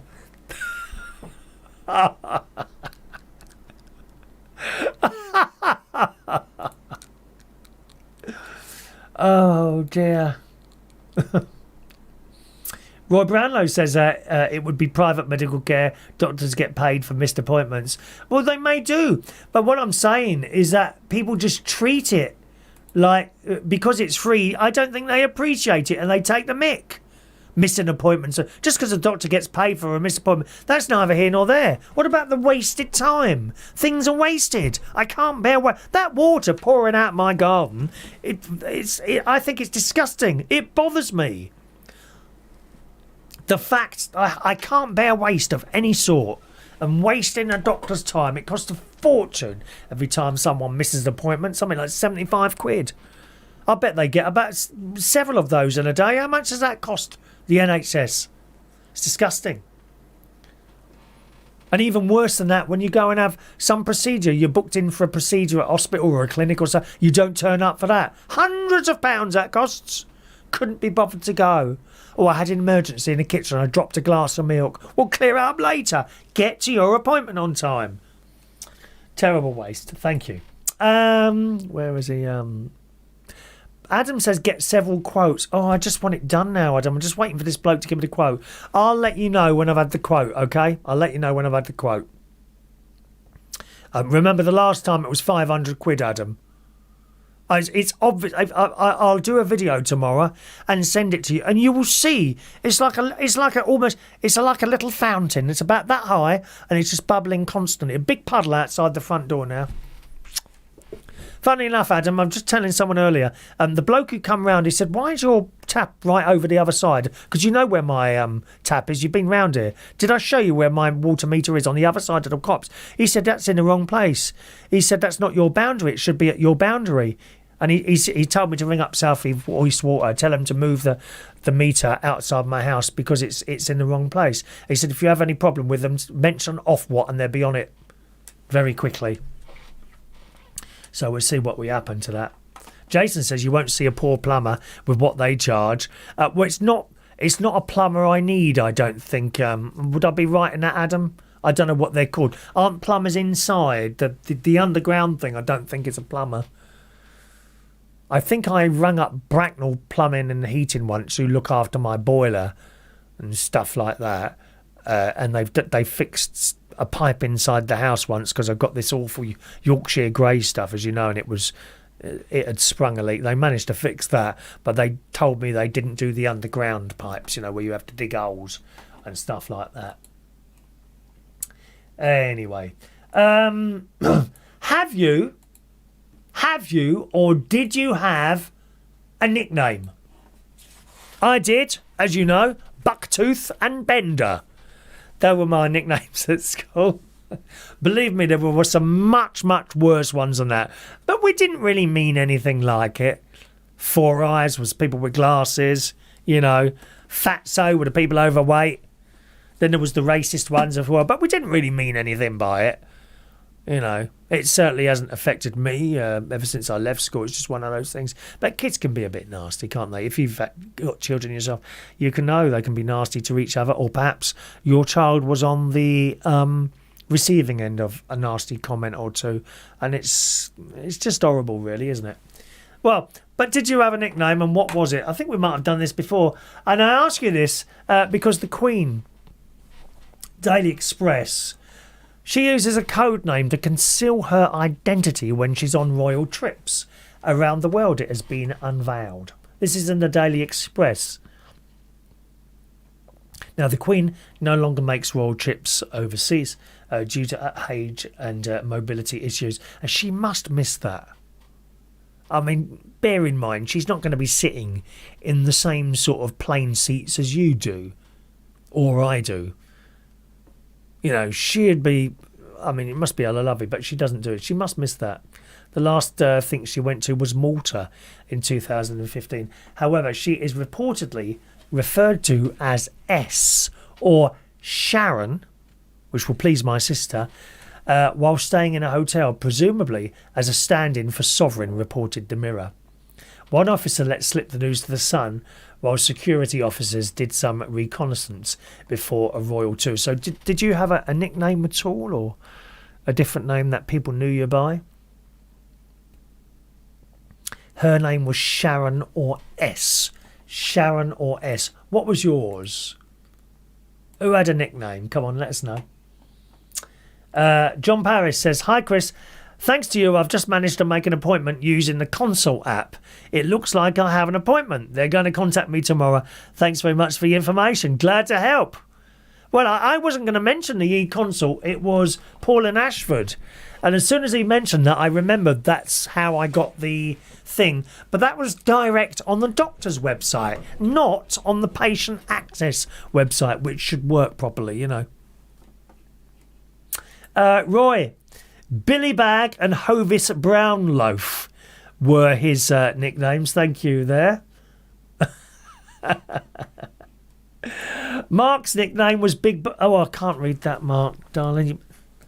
You must send some messages that I can actually read out to the people.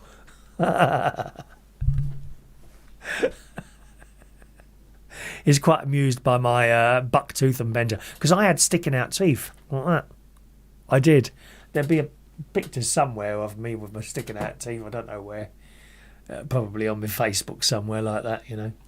Facebook.com/Chris Reardon UK is where you'll find my Facebook, okay? We'll have a look at all the photos there. And I don't take out the bad ones, they're all on there.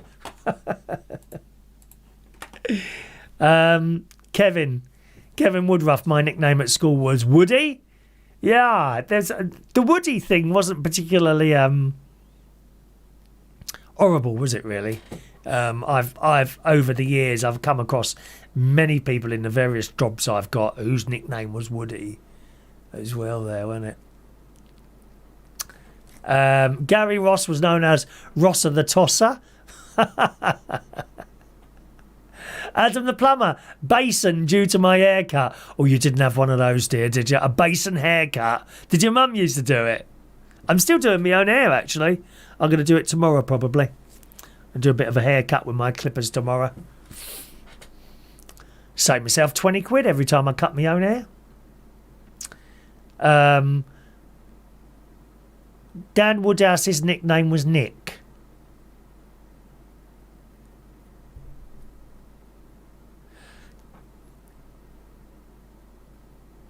Adam could be a plumber. It's fairly easy. Just dig up the mud pipe and reconnect it. Probably once the hole's dug out. Oh. I fear doing this sort of thing. It frightens me doing this sort of thing, Adam, unfortunately. Mick, you need the local water board. No, you don't, because it's on my side of the meter. The water board don't want to do it. The water board looks up to the point of the meter. From the meter to your house is your responsibility, not the water board.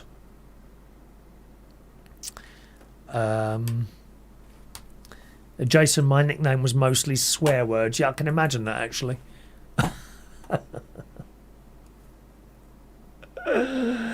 Do you still watch Countdown? Da-da, da-da, da-da-da-da. Boo!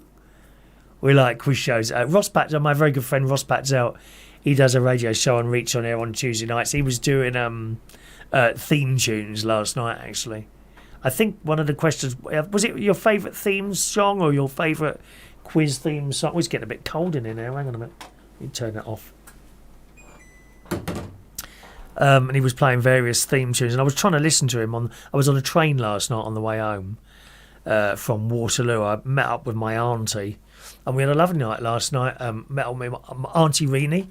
Okay, she's on the left there. She's 90 years old now, Auntie Reenie, and she can still move around, no problems at all. She's wonderful. She ran a dance school, Super Arts, for children who don't really have much, you know, and their families don't have much and whatever. And she actually runs the dance school at a loss, believe it or not. Don't get me wrong, she's not poor, but it takes something to be running, and all the hard work that goes with it, to be running that and not actually making money. So that's Auntie Rinny on the left there, and that's Cousin Susan on the right there. And Cousin Susan is the oldest of all of us. And that's an Italian restaurant called La Barca, Barca, and that's on... Oh, what's the name of the road now?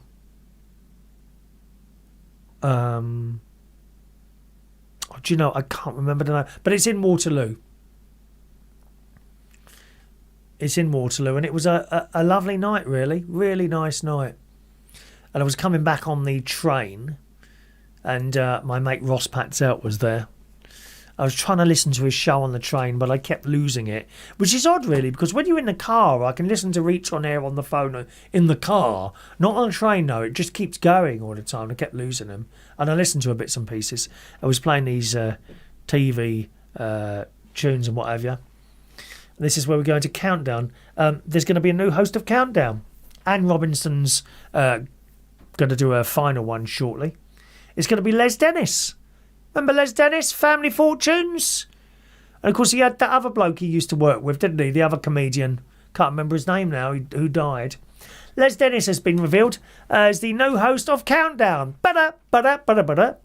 Following Anne Robinson's final episode airing earlier this month.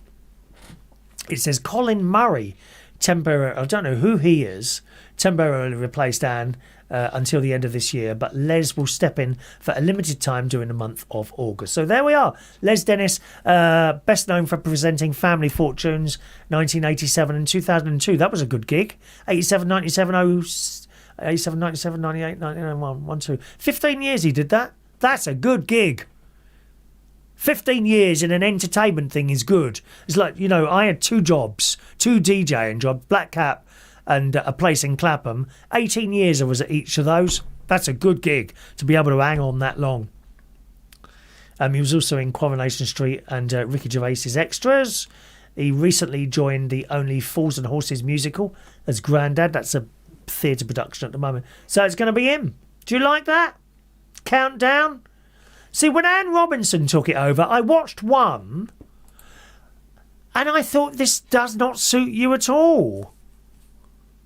You know, I used to love Anne Robinson on The Weakest Link, and then they took that off, and it's back on now, I think, on Saturday nights, whether it's still...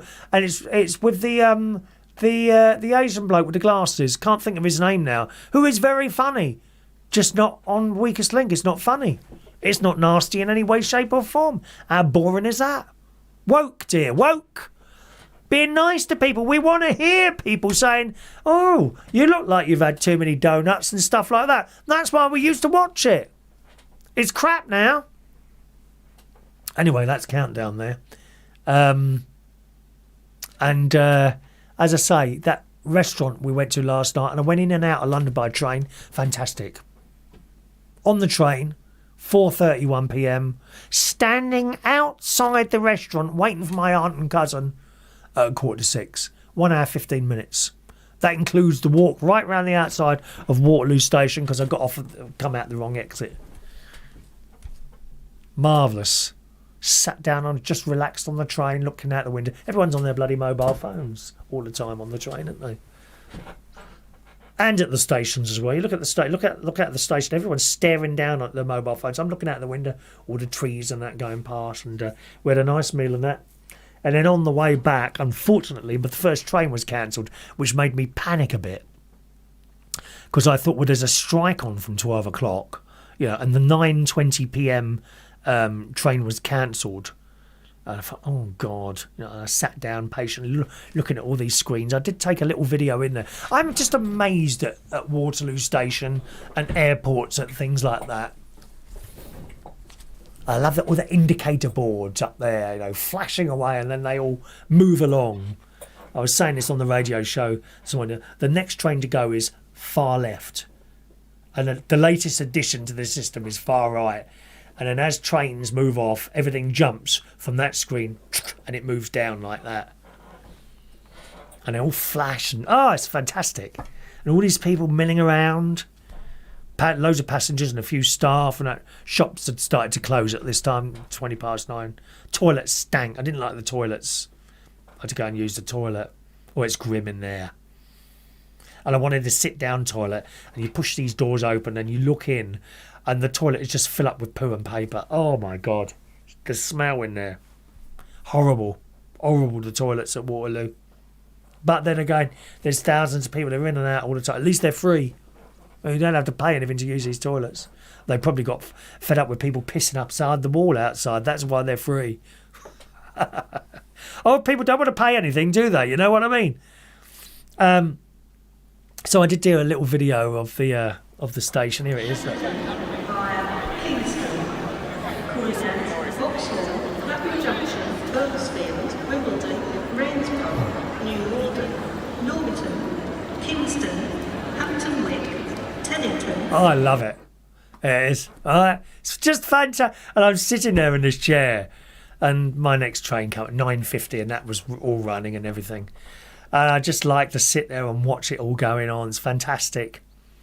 And people watching. Don't you love people watching? Wonderful. And again, I got the train, and 9:50 off it went. And because you couldn't really see out the window at that time, I tried listening to Ross Patel and kept cutting out. So I just sat there quietly and enjoyed the ride. And before you know it, it's pulling into Bracknell Station. An hour later, it does stop everywhere. So it takes a little bit of time to get there. But I just love being on trains. And £16 return, which I managed to do on this app, on an app. So I got this new app, which I downloaded. And that was very easy. Like the like the passport thing. Very easy to book tickets on the app here. So South East trains, there it is. Right? Yeah, South East trains, see?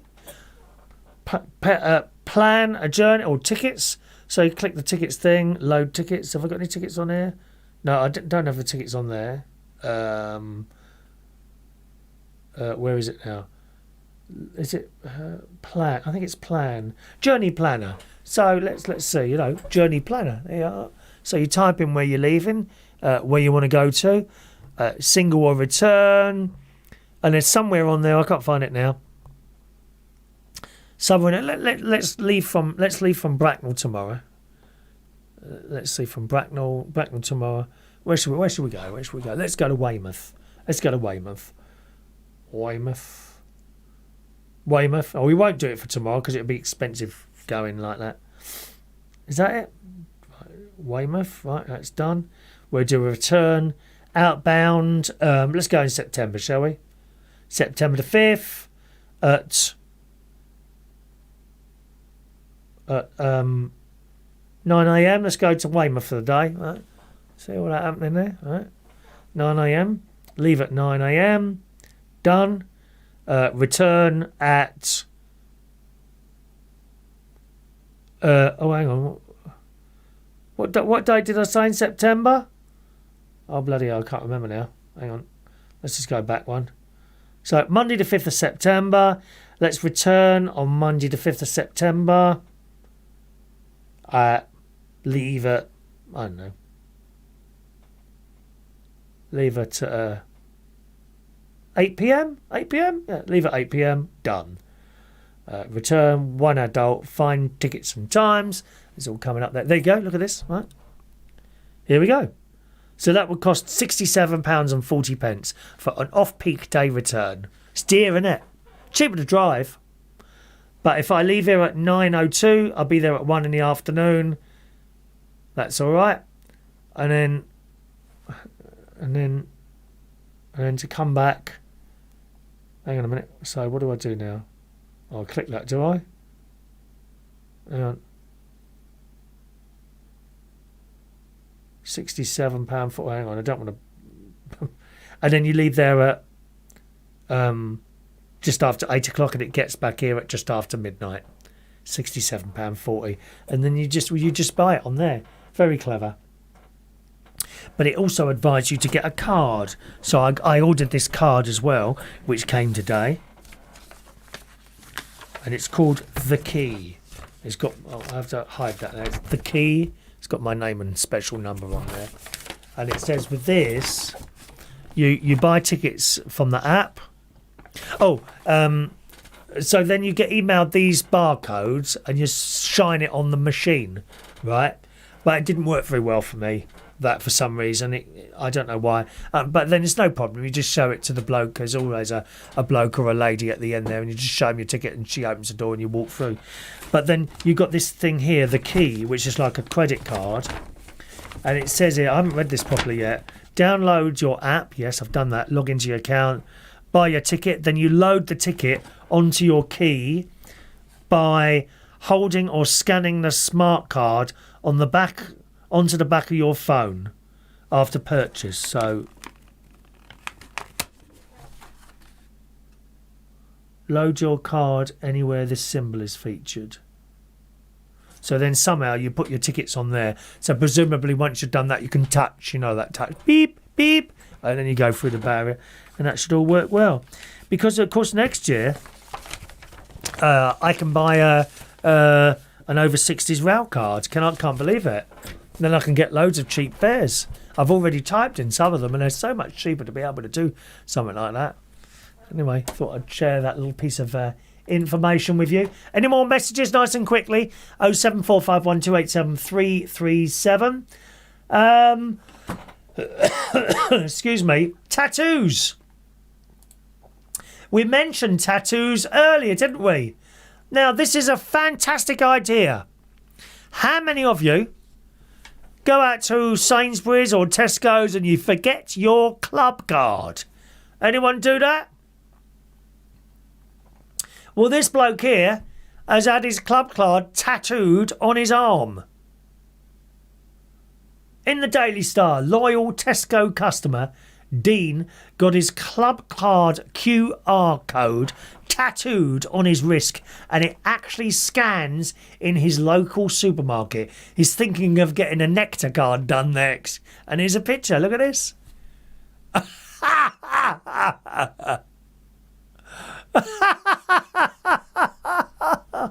I think that's an excellent idea. 200 quid it was.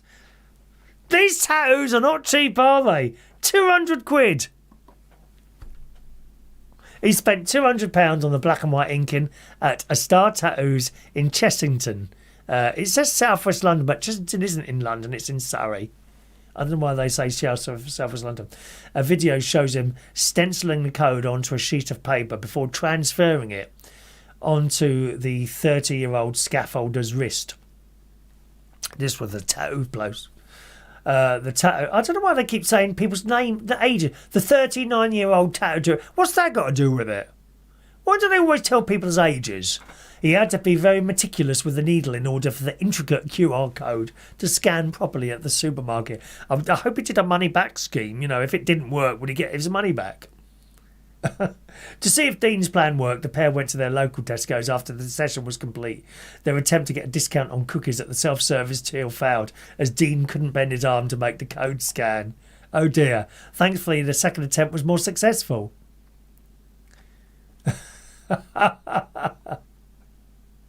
That's fantastic, isn't it?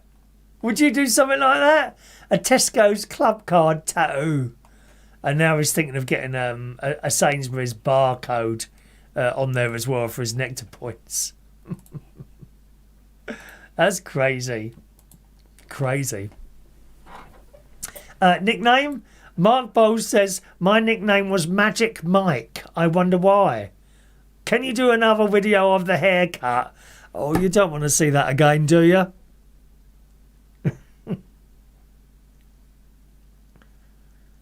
I mean, I might do it tomorrow morning. Keep an eye out on the Facebook Live.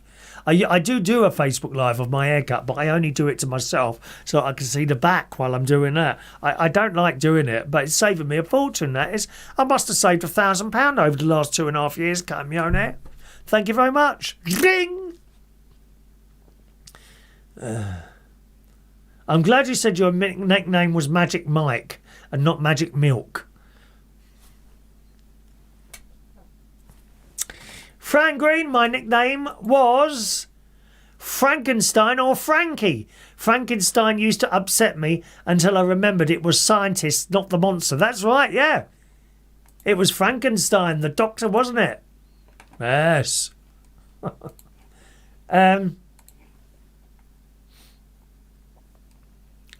Magic Mike seen that last week. I don't know what that is. Do I need to look that up? Yeah, DJRS, £38 that would be with a rail card. So I'm thinking of getting one of those rail cards because I much prefer taking a train than driving to places. Although it's not always possible. Say, for example, I wanted to go up to the luxury Waterside Media Centre in Lincolnshire. There's no train station near me. The nearest train station there is 45 minutes drive away. So it's not really viable there. But certainly to go in and out of London, it's so much easier. And like perhaps I want to go to the seaside somewhere, you know. Well, I mean, I could drive there or I could sit and relax on the train. It's years since I did that. The last time I did that was Brighton. I mean, I'm going back here 20 years. The last time I went to the seaside on a train. And it's great. And then you get on the train for a couple of hours. Well, you can go to sleep, can't you? Oh, I love it, going on a train. Mandy's having tattoo number 40 in 2 weeks for her birthday. There you go. Oh, my mate's having a tattoo done. 500 quid. 500 quid. I could have, like, Mark Bowles' face imprinted on my chest, couldn't I? Somewhere, I suppose, as a tattoo. I don't know what Magic Mike is, so it's something rude, obviously. I'm going to have to look that up in a minute. I'll wait till I've gone there.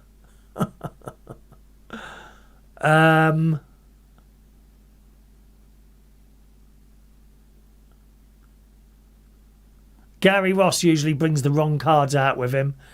B&Q or Nectar card. I always forget now. I don't really bother so much with those cards. I've got a BP one on my phone. And we have a BP garage, which is actually very reasonable, which is unusual. But there's a cheaper one around the corner. A Texaco around the corner. That's why the BP one is so cheap. Because they're one of the most expensive, aren't they? And I go there and sometimes fill up. And I built up, I think, 15 quid's worth of money on there. And the last time I went in and I had a sandwich and a cup of tea and some crisps, and it didn't cost me anything. So that was a result, weren't it? You know? There we are. I think that's it. Is it it now? Is that it now? Are we done? Kevin Woodruff, Bob Monkhouse was a great game show presenter. Absolutely, he was the best one, wasn't he? He was the best, the king of game shows, Bob Monkhouse, because he was so quick, wasn't he? And natural. You know, some of them are so fake on the telly now, it's unbelievable, isn't it? Bob Monkhouse, Gary says his dad liked him. I thought it was excellent. Bob Monkhouse was the best host of Family Fortunes. Jason Alexander. Anne Robinson's too cold, like the White Witch of Narnia. She's not right for Countdown. She wasn't right for Countdown. And she sat in... I remember the scene of seeing her on there, and the chair was just too big for her. She was tiny, disappeared into this blooming chair, didn't she? Kevin, some of the girls called me Woody Gary. Oh dear. Okay. Any more texts? There's a couple of more texts coming in, and then we'll disappear this evening. Let's have a look. Mark Bowles, I got a ruler tattooed on something, but it only goes to 2. I don't believe you. You're a liar. Are you trying to put me off now? Oh, you're a liar. Liar, liar, pants are on fire. Andy Andy's there. Hello to Andy Andy. Evening, Andy Andy. Coming in at the end there.